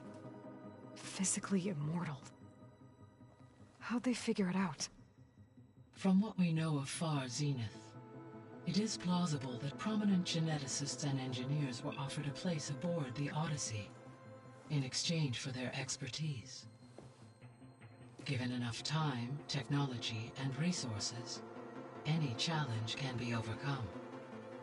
Like how Minerva eventually generated the deactivation codes for the Pharaoh Plague. Exactly. Ted was trying to make himself immortal. Didn't end well for him. For every success, there are many more failed attempts. Some more grotesque than others. The Zeniths. Gerard, Eric, Tilda, Verbena. Beta said they were some of the most powerful people on Earth. I think Elizabeth knew one of them. Tilda. Did she ever mention her to you? No. Elizabeth often spoke of her work, or told stories of her mother and her childhood. If she knew this Tilda, she did not disclose it with me. What we can conclude from your and Beta's experiences is that the Zeniths are ruthless in pursuit of their goal. To protect life on Earth, they must be stopped. The extinction signal didn't just wake Hades. It made every subordinate function self-aware. Why? I have wondered this myself. So far as I can tell, Hades was the sole target, and the partial sentience imparted to other subordinate functions was incidental. A signal that precise would require thorough knowledge of the system. How could the Zeniths know that? From the records on your focus, it appears Far Zenith had an informant during the development of Zero Dawn. Hank Shaw. He was supposed to steal a copy of the system for Far Zenith, but Elizabeth and Travis Tate caught him first. Yes. It is likely Far Zenith acquired knowledge on the system's design through him, despite his failure. So from what Beta told me, I guess we can assume the Zenith's technology is powerful in all sorts of ways, right? Yes. As your encounters with them amply demonstrate, they appear to make extensive use of robotic servitors. Further, they seem to be equipped with some kind of protective energy field that shields them from harm. They seemed indestructible, but that weapon the rebels used stripped their shield somehow. Throughout history, every defensive technology has eventually been defeated by an offensive counterpart. While we lack the anti-shielding weapon, were I to absorb Hephaestus and utilize it to create a large force of combat machines, no shielding could withstand such an assault indefinitely. So there's hope. Always.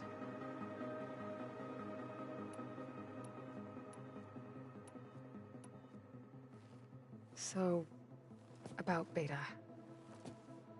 I never really saw the difference between us, until now. She's been through so much. Completely alone. You have both endured many hardships. Different in almost every respect, yet equally remarkable. I like to think of you as two miracles, born of Elizabeth Sobek. 3, then. Let's not forget about you, Gaia. How's Kotallo doing? I detect that the loss of his arm still deeply pains him, though he has not voiced his thoughts. I may be able to assist in his recovery, should he be interested. Really? I'm sure he will be. How are things around here? Zoe has been studying the morphology of her land gods, in an effort to understand their sickness. Without the abilities of Hephaestus, I am unfortunately unable to correct their programming. However, due to Zoe's perseverance, we may have a workaround. Yeah, she filled me in. It sounds promising. Varl and Zoe seem to like spending time together. Indeed. While studying old world data, Zoe discovered references to a dietary lifestyle known as vegetarianism. She appreciated the similarities with Utaru practices and encouraged Varl to try out this lifestyle. And how did that go? I believe they have agreed to disagree. How's Erend handling things? He is becoming increasingly accustomed to use of the focus after an initial incident. What did he do? He unfortunately crushed his first focus as he attempted to affix it to his temple. Amongst a number of Oseram curses, I believe he also blamed the focus for being dainty. He has given repeated assurances that it will not happen again. Well, good thing we have a lot of extras, I guess.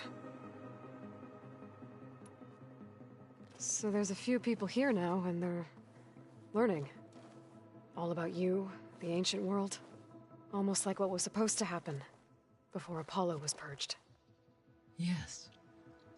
While the loss of the Apollo database was catastrophic, there is still much that can be gleaned from the data you have uncovered.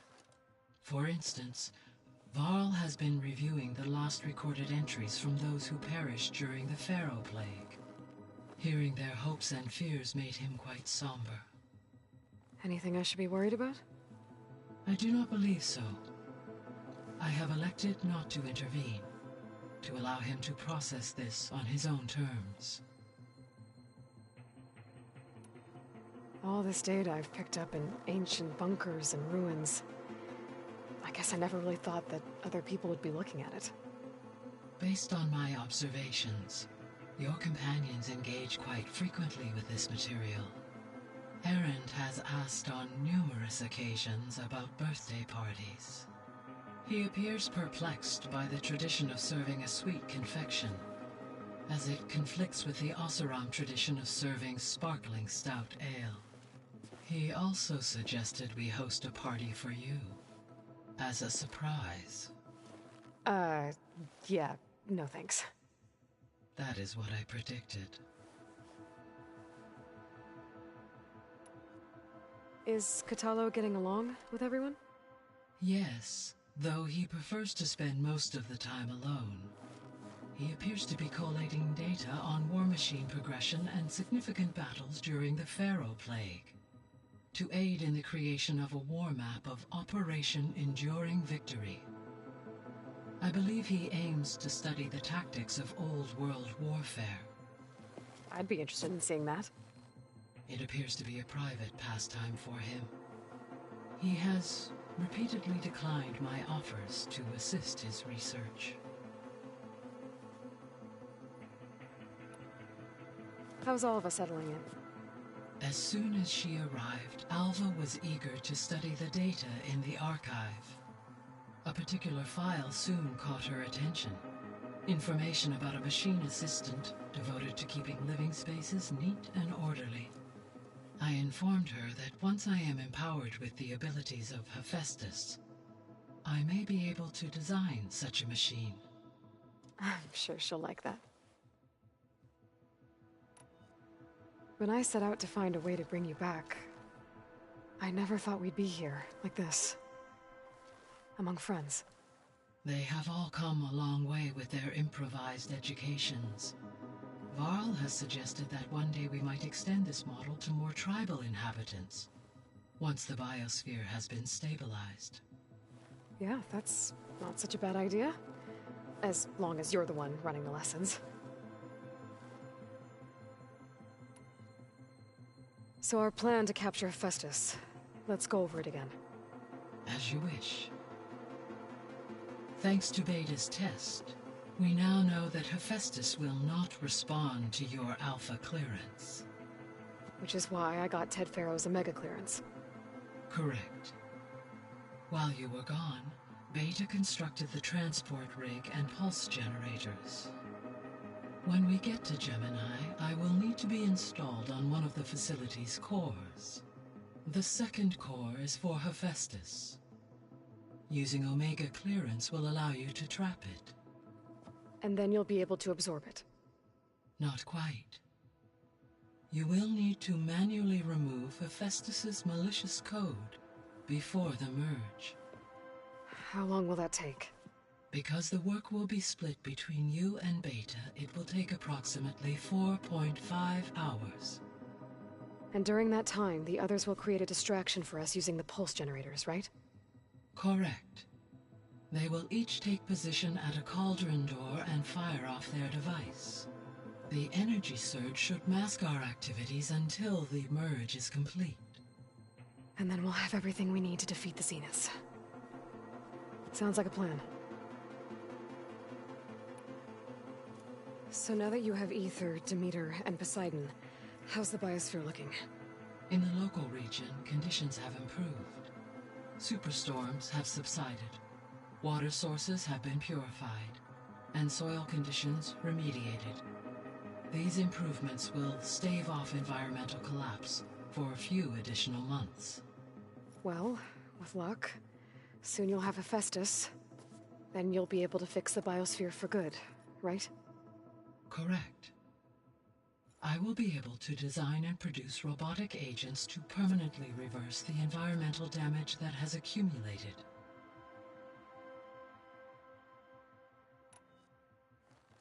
There's something I've been wondering. How could Ted Faro create a clearance level higher than Alpha? Elizabeth made sure he wouldn't interfere with the project. It is plausible he tasked his own engineers with creating a back door to the Zero Dawn system, without Elizabeth's knowledge. My predecessor did not even know of its existence until he activated it to purge the Apollo database. It is, in effect, a blind spot. One that will allow us to subdue Hephaestus.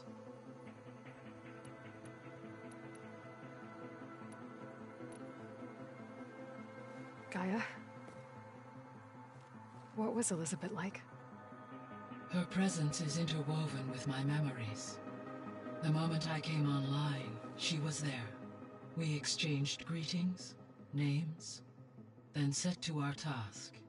It was the first of many conversations.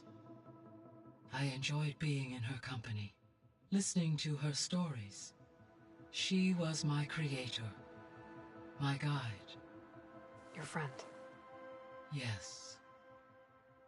When I reviewed the data on your focus, I was saddened to learn of her fate, though I am glad she made it home. I deeply wish she did not have to be alone. She was okay with that. She gave all of herself. Did all that she could. Thanks, Gaia. So, Project Zero Dawn. The greatest minds in the world, all working to build the terraforming system while the Pharaoh Plague devoured the planet. What was it like? Personnel worked in rotations, at all hours of the day. Resources and technology were secured from across the world. Within a month of the project's conception, I was launched and began my education. Elizabeth encouraged me to spend time with the rest of the Zero Dawn staff. She said it was important to experience many personalities and perspectives to aid in my emotional development. What were they like? Scared, hopeful, determined. They were hurtling toward technological achievements on a scale never before attempted. I owe everything to their dedication. So Gemini has 2 data cores. I've never seen a cauldron like that. But you mentioned something about seismic activity? When my predecessor attempted to build the cauldron, construction was disrupted by a series of earthquakes.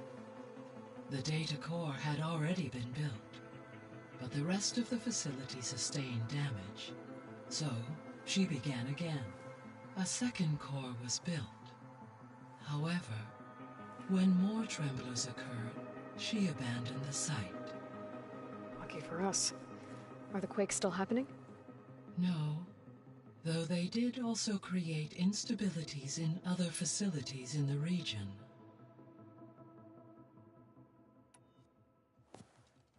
So the Hades Proving Lab, where I found the Gaia kernel. It used to be a Pharaoh research facility? Yes. Prior to appropriation by Zero Dawn, the facility was used to engineer and test advanced computer viruses. It appears to have been one of many research initiatives by Pharaoh Automated Solutions.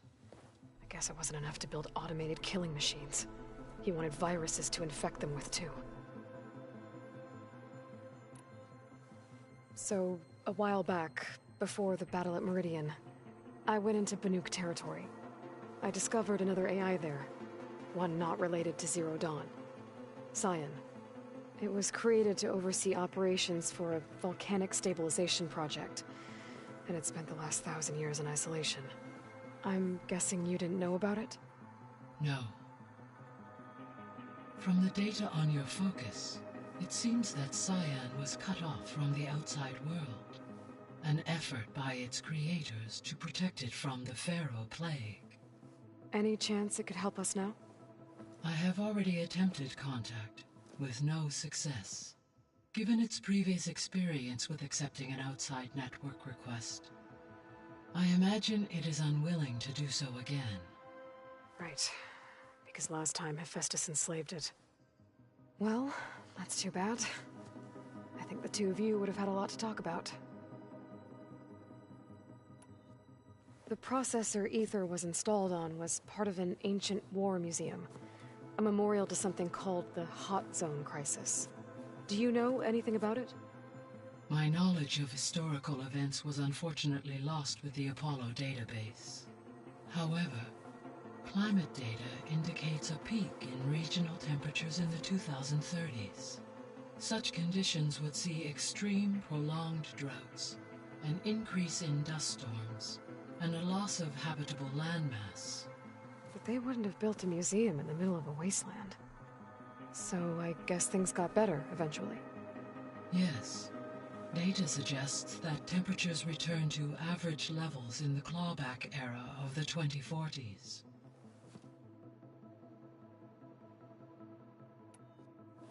There was an ancient tank embedded in the bulwark, buried under a bunch of boulders. Any idea how it got there? During the Pharaoh Plague, the US military resumed the use of human combatants, as automated machinery was unreliable. It is possible the vehicle was part of a pre-automated war fleet. So they fought against the Pharaoh machines in the valley, until the mountain was blasted apart and buried them. So the facility where I recovered Demeter used to be a Pharaoh agricultural research facility. It's where they created the biomass conversion system, but also adamantine wreath. Did Elizabeth know they were working on that? It is likely she was briefed on other efforts to combat the machine swarm, though her focus was devoted only to Zero Dawn. That makes sense. But they actually got the wreaths to work. If they've been able to deploy it against the Pharaoh Plague in time... Using the data you recovered on the project, I ran several simulations, and have concluded that it would never have worked. In all scenarios, the Pharaoh war machines would eventually hack and deactivate the wreaths before they could contain the swarm. So Zero Dawn really was the only solution. There was a lot of data in the greenhouse facility about agriculture. Do you think it'll help the Quen fix their homeland? I will run a query. Complete. The data contains information about novel crop production methods, which may be beneficial to the tribe in the long term. But new crops aren't going to save the world, so I guess it's on us. It is. When I dove down into Vegas, I found data about the man who built the dome over the city, Stanley Chen. It turns out he was a member of Far Zenith. But if he loved Vegas so much, why did he abandon it? Why not try to save it? The Zeniths at their core have proven to be exceptional survivalists.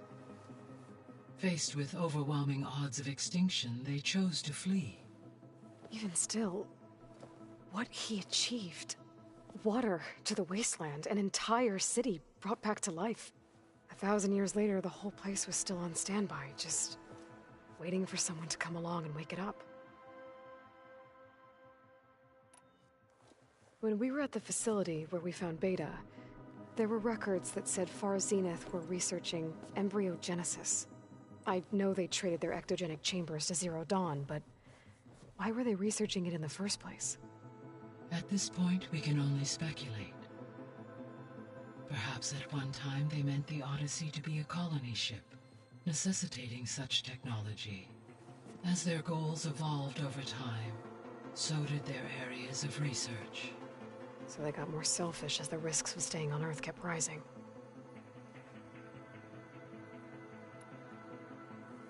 So I, found Thebes. What do you think Ted would have done if his life extension treatments had worked? It seems he convinced himself it was his duty to guide future humans. Given the tribal nature of new humans, and his ability to use Omega clearance on the terraforming system, I imagine he would have convinced one or more tribes to worship him as their patriarchal deity. Okay. Yep, glad that didn't happen.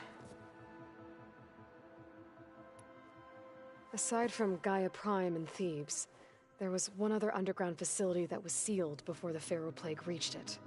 Elysium. The place where Zero Dawn staff and their families went to live out their lives. Do you know what happened to it?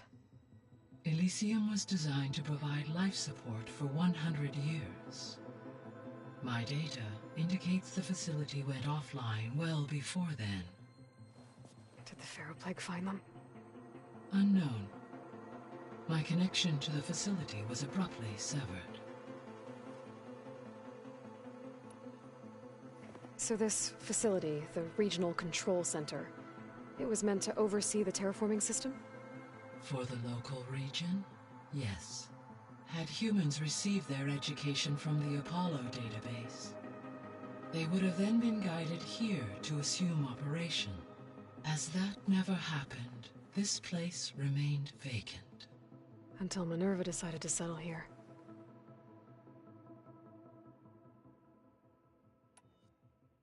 So I guess this room was meant to keep an eye on conditions outside? Yes. From here, the facility's operators would have been able to observe weather and machine activity in real time. That would have been quite a sight. It may still be possible to view some of them, should you find and reconnect the cameras to this room's console. I'll keep a lookout. I found some data in one of the rooms you unlocked. It mentioned that there are still functional seed banks beneath this facility. Why is it there? My predecessor was tasked with reconstituting the biosphere with primary and secondary plant species. Had everything gone according to plan, humans would have eventually been able to introduce tertiary species, including new crops. Can we access them now? Unfortunately, it will have to wait. I require control over the machines in order to access and distribute the preserved seed stock. And for that we need Hephaestus. It's something to look into later then.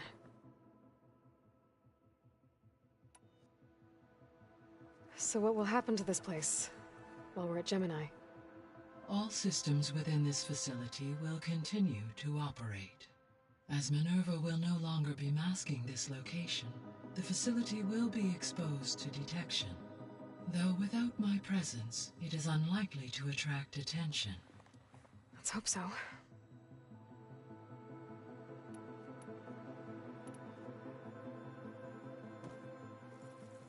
Okay, people. It's time to head out. I'll get everyone together.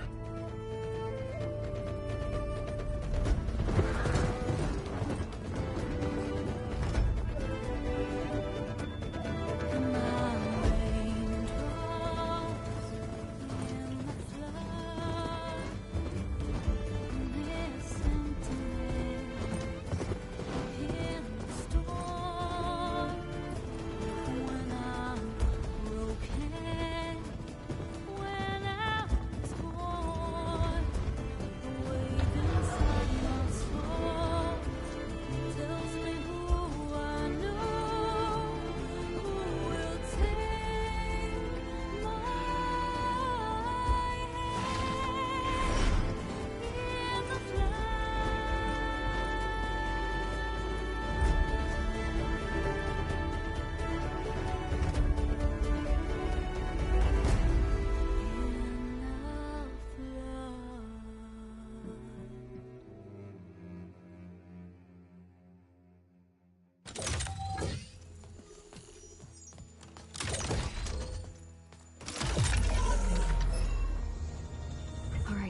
Connections in place.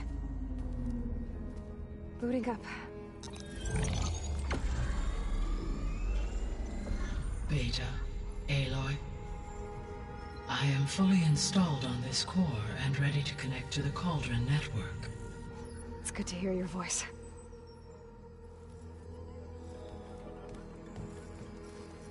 Erend, everyone. Fire your pulses and sound off. I'm at my Cauldron. This thingy, it's blinking. Did I do it right? In position at my Cauldron. My pulse generator is blinking also. That means they're working. I'm in position and mine is too. Mine as well. Okay. Radio silence until I give the all clear. Signing off.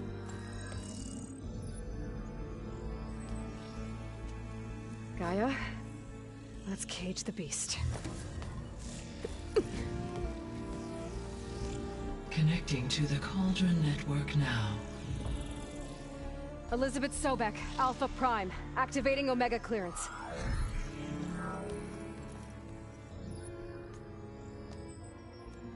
Elizabeth Sobek, Alpha Prime, activating Omega clearance. Clearance confirmed. Initiating containment sequence. Critical threat detected. Imperative escape containment. Applying countermeasures. Lock it down! Terminating external connections. It's working. It's got nowhere to go. Capture imminent. Initiating contingency 13F. Wait, what's that? Malware detected. Attempting to compensate. Containment.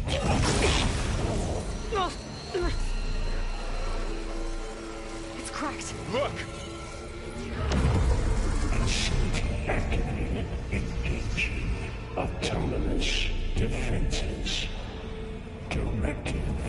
Neutralize. That means machines are on their way.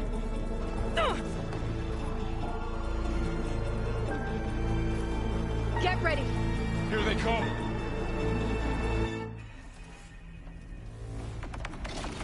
They're onto us.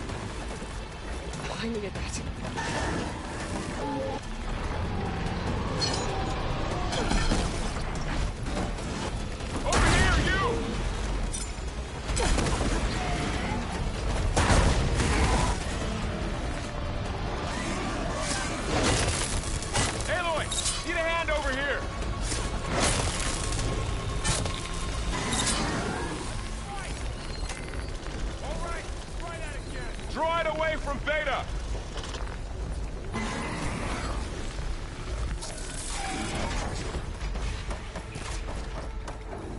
Stay back!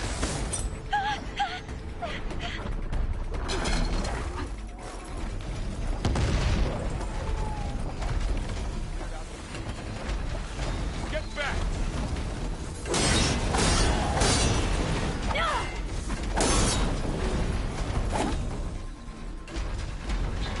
Over here, you!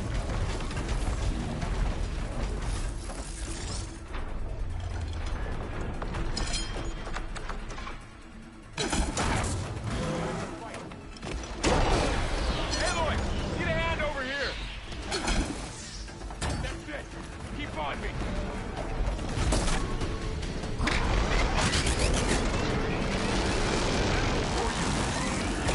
Throw it away from Beta! Good! Now hit it again! Stay back!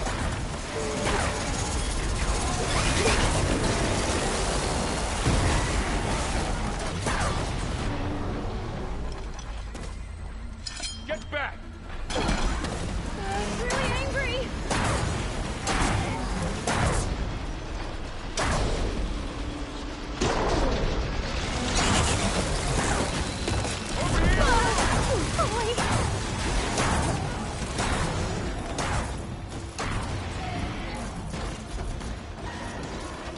Aloy, need a hand over here! Aloy? Help! Let me know if you need any help! Draw it away from Beta!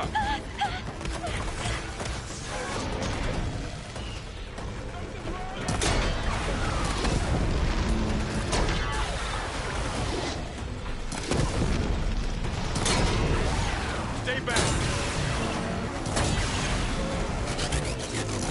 Think fast. You're going down! Get back!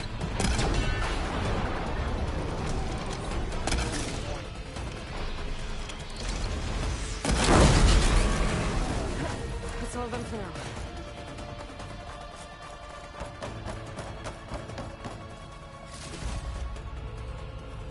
You two okay? Still breathing. Aloy, Hephaestus can't escape, but it must have fled deeper into the facility. I'll drive it back here. I'll get the cracked core fixed in the meantime. Keep her safe, Varl. All my life.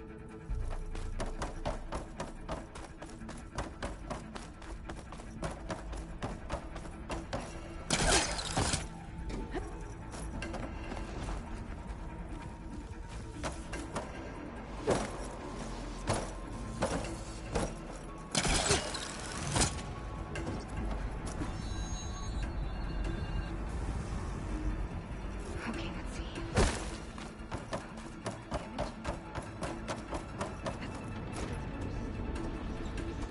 Okay, I gotta chase after Hephaestus. Force it out of wherever it's hiding. Make it retreat to the core.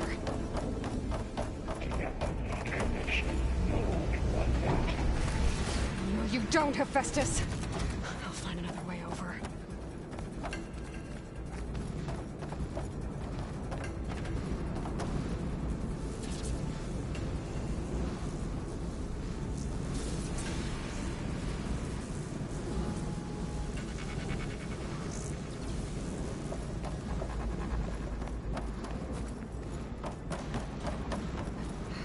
To reach the other side. Aloy, I'm patched into your focus feet. You should know there's a huge power draw coming from the next chamber. Thanks for the heads up. I'm almost there.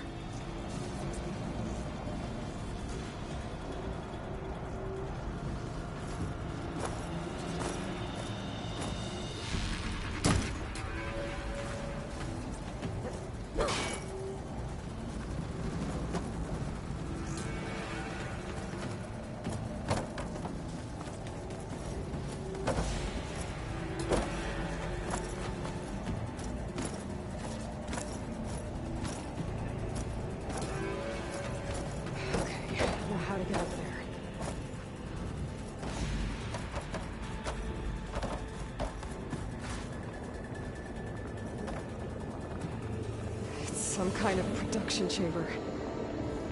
Festus is up to something, all right? What kind of machine is it trying to build? I don't know, but I'm gonna shut it down. I bet those metal carriers will lead me to where it's getting materials from. I bet that's where Festus is hiding, too.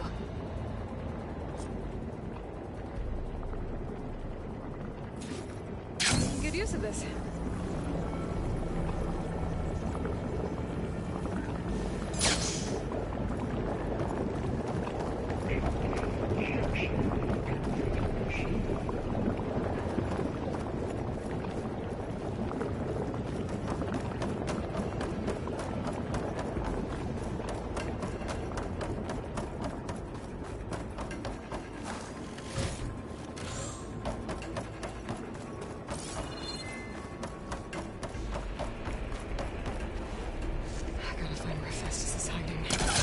Looks like there are a couple of ways I could go.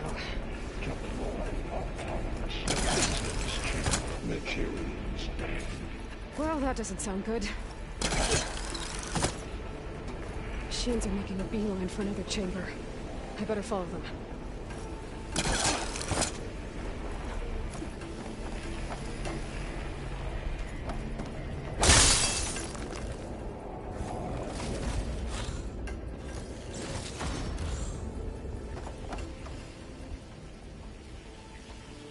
Be able to catch a ride on one of those metal carriers.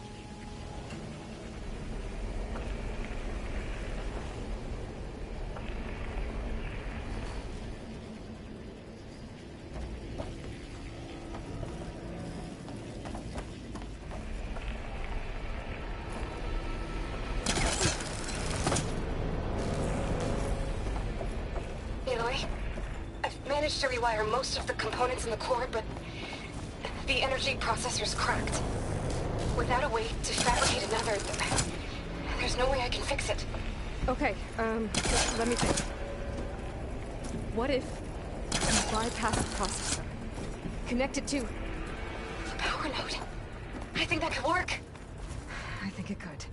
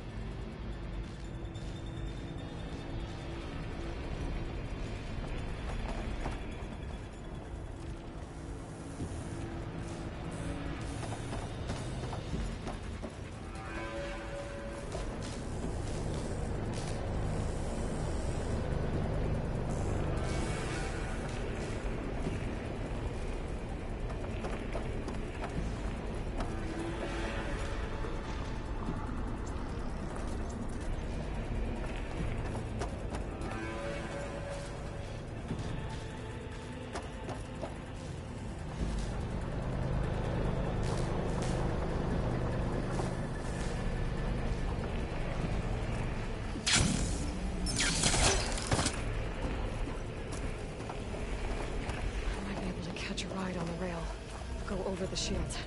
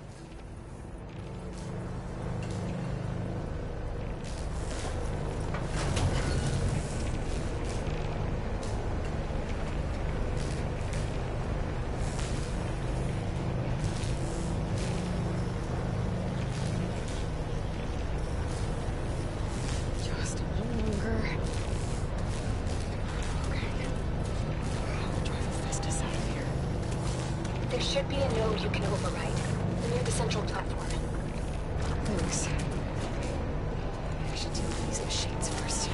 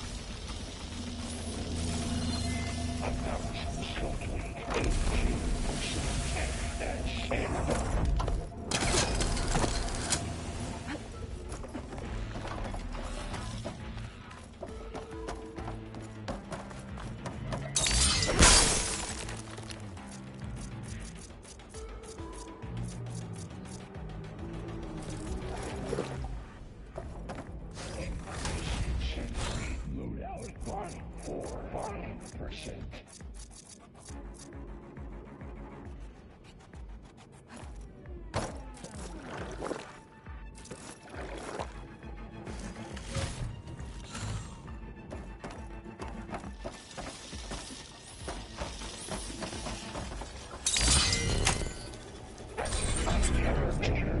From materials, galaxies, emotion, your coming is at hand.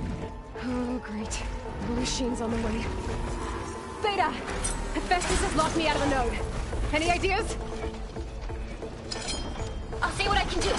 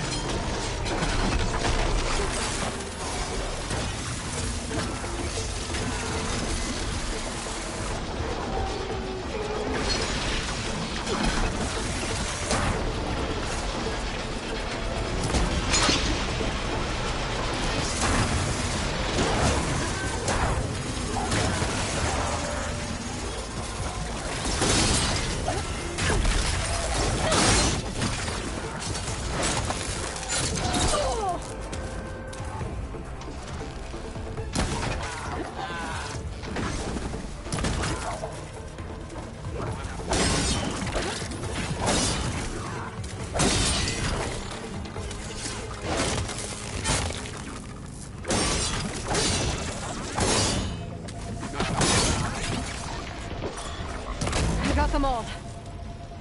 I tapped into the core's network hub. I managed to disrupt Hephaestus' control of the node.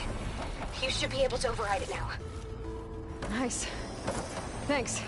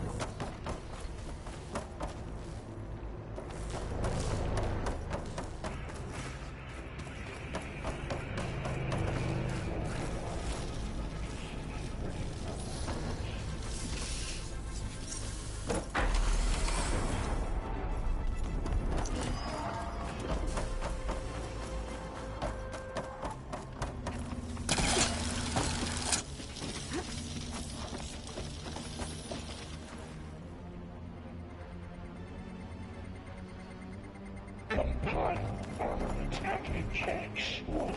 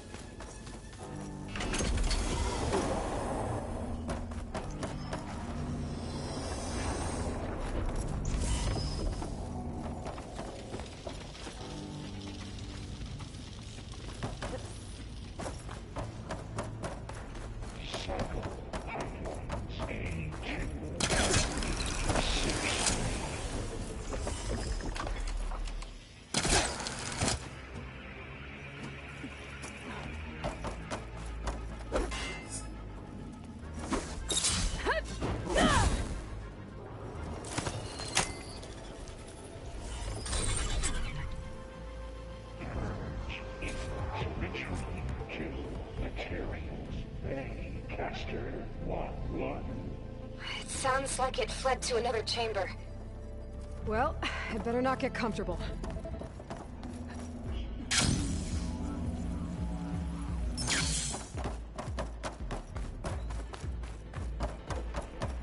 Energy containment failed. Safe overloaded. Great. Festus covered the floor with lightning. I gotta find a way over it. Aloy! More machines keep coming! Please tell me you're getting close! I'm working on it. I've been smashing through a lot of machines on my side, too. I guess Aaron's missing out! Aloy, I'm making progress on the bypass, but I need something to hold the cycling module together. Maybe a ligament from one of the machine carcasses? Right. Or some luminous braiding. You could reinforce it with a conversion cylinder. For increased connectivity! I think we can do this, Aloy!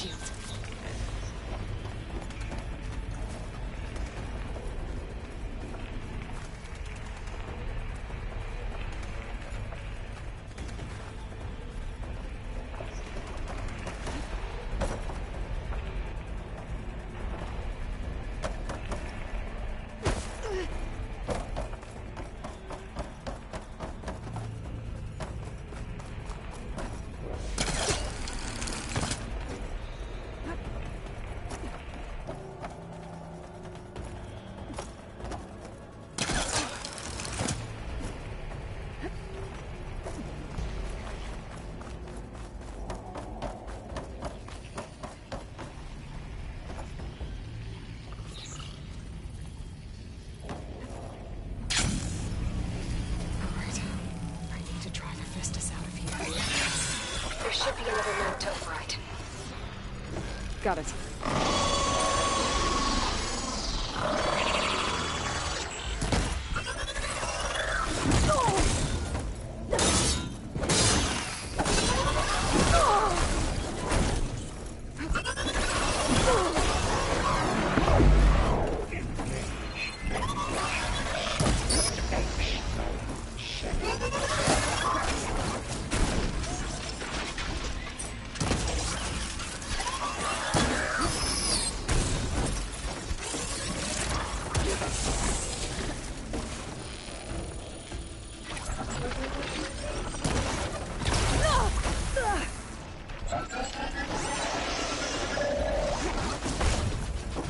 I'm not giving up.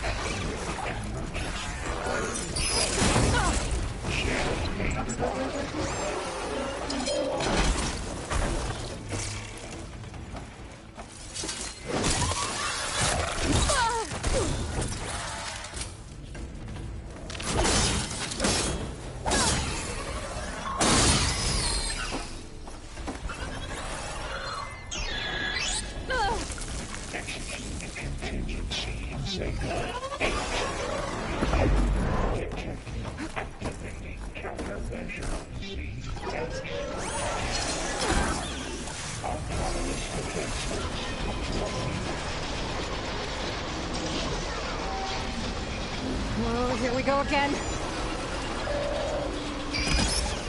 This isn't so good. I'll try to get your access back. Not my chance!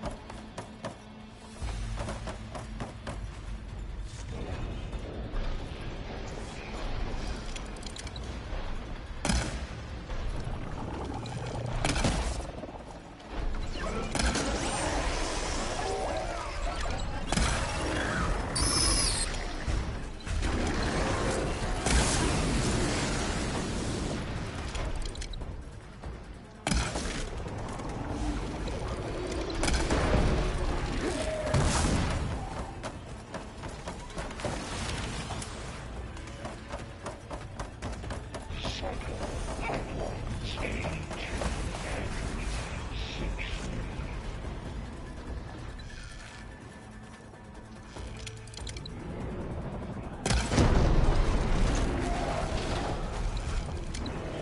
no more to fire.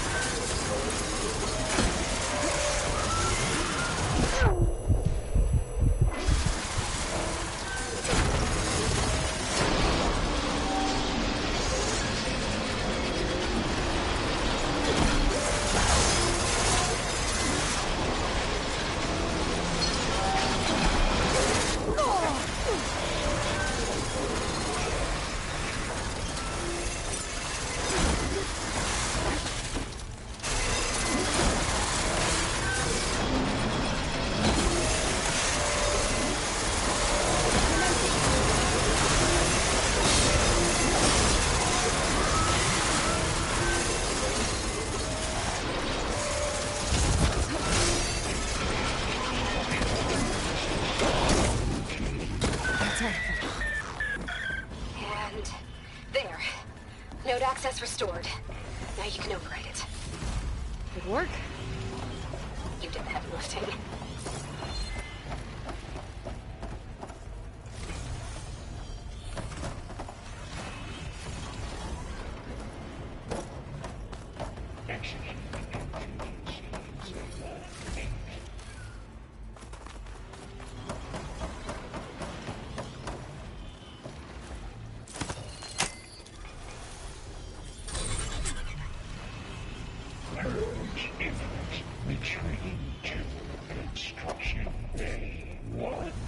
Okay.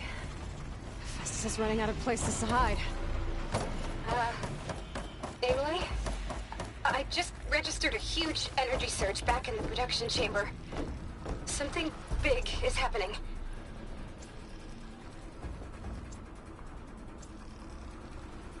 Here too. Everything's glowing. The machine that Festus was building. It must have finished it.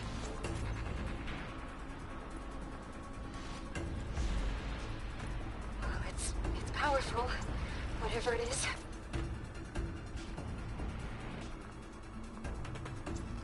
I'm almost done with the core repairs. Should we come to you? Maybe I could distract the machine if...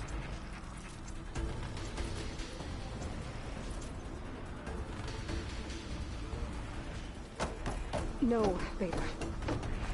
Just stay where you are, okay? Handling the machine's my job. Okay. Be safe.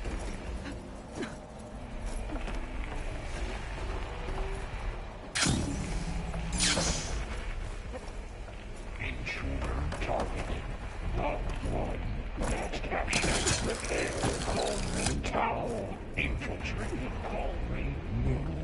You son call me Iota. Cities call me G.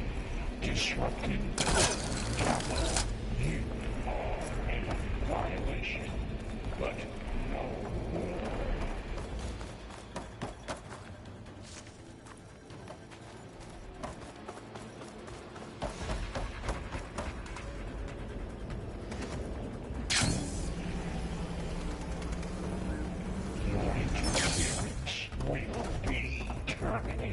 Deploying priority. I should scan it first. There's things on its legs that glowing. I think it's charging up. I can take out its tail. Stop some of its attacks.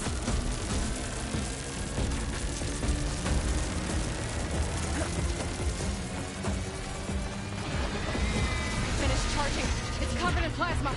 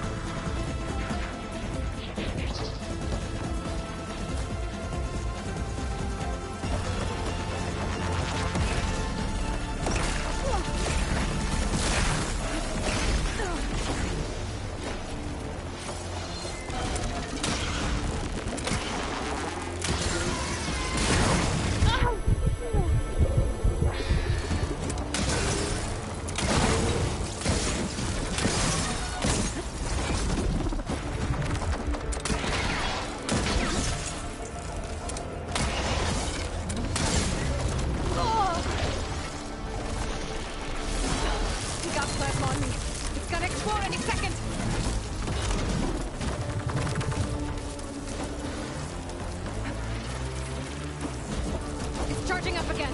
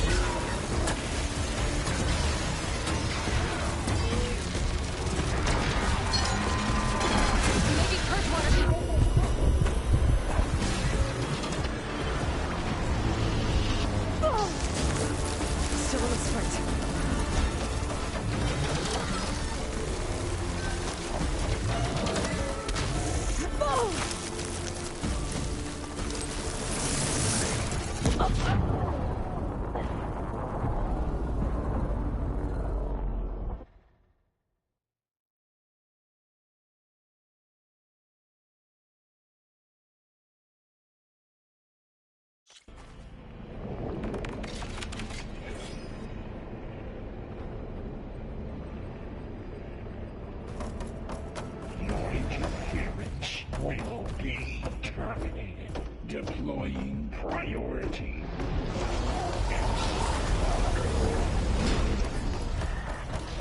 I should scan it first. Those things on its legs are glowing. I think it's charging up.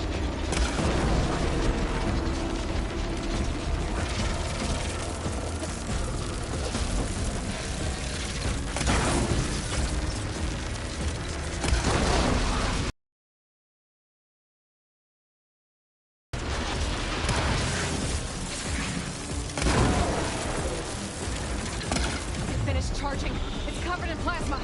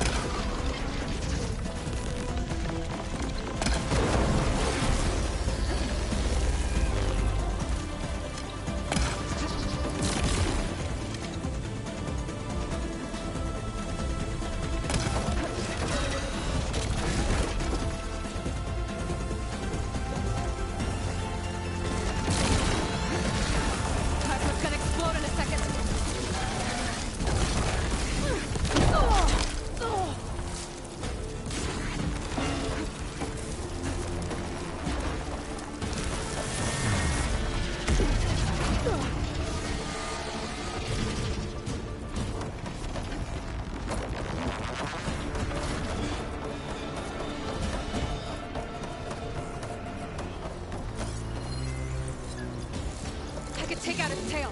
Stop some of its attacks.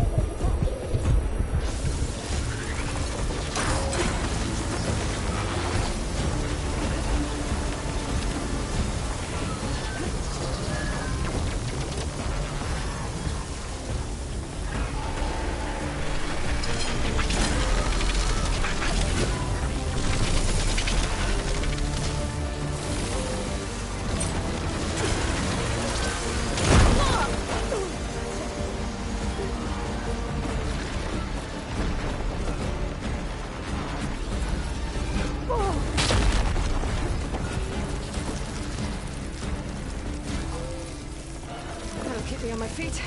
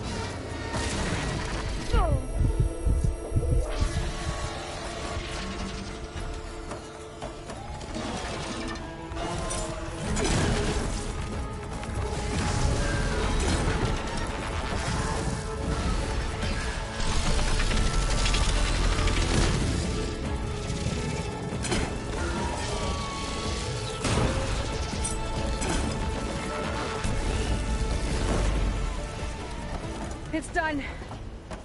You did it! There should be one more note to override. Good. Stand by. I'm sending Hephaestus back to you.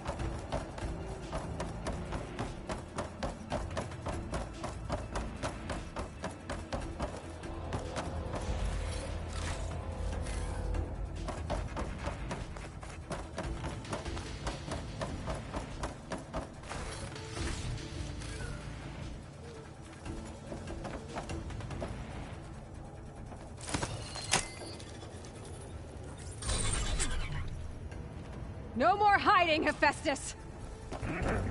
Imminent retreat to facility core. Got it! Hephaestus is back in the core! Make sure it stays there. I'm heading back. And then we can start the merge. Because of you, Beta. I'm glad you came along. And you, Varl. We couldn't have done any of this without you. Right back at you, Aloy.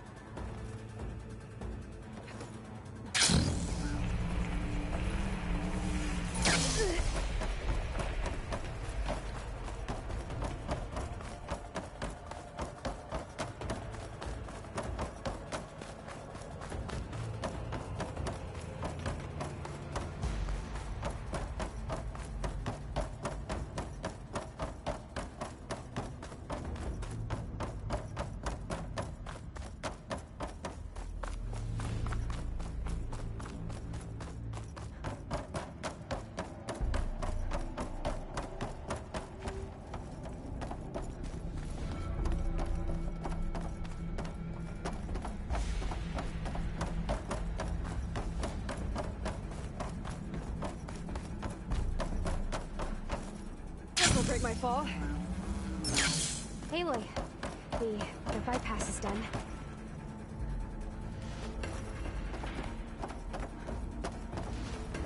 The core is stable.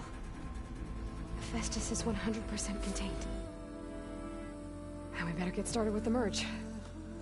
It's all set up. Gaia, establish the link, please. Done.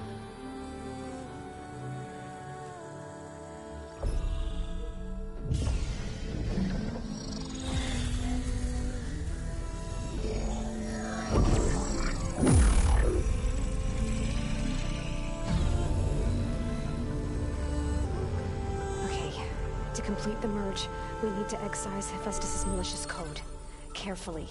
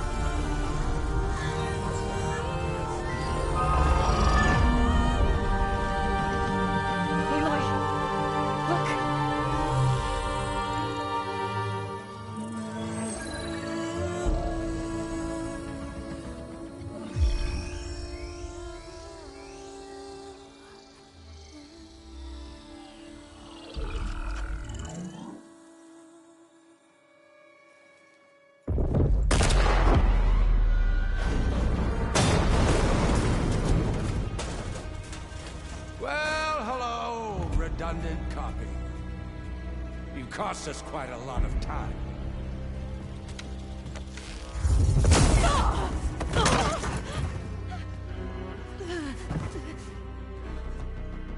Eric, get Beta. And squash that bug while you're at it.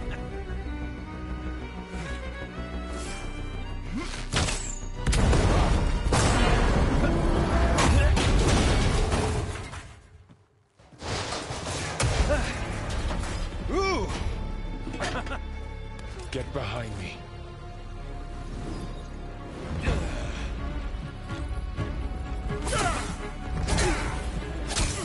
Come on! Quit screwing around. Now we're having fun, right?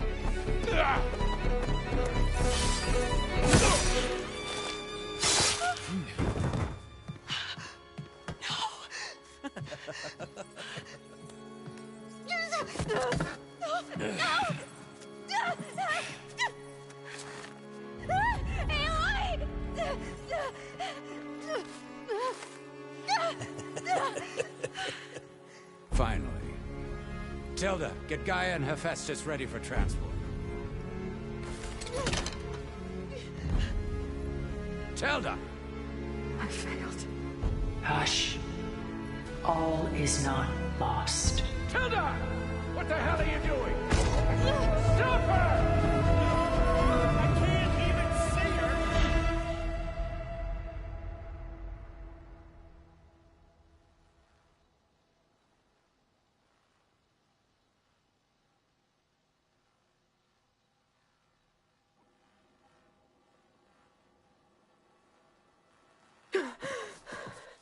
Beta.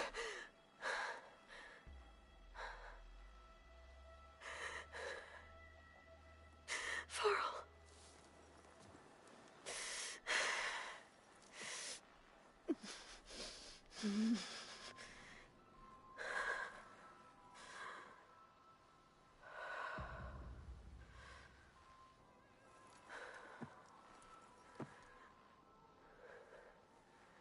Where am I?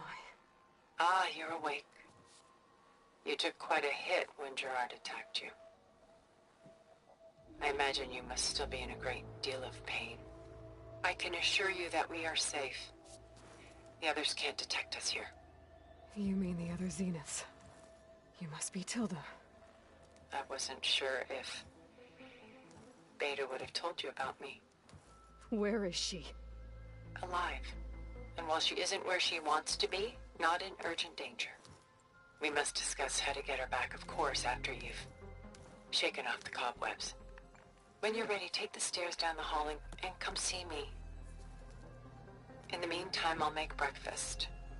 Breakfast? Okay.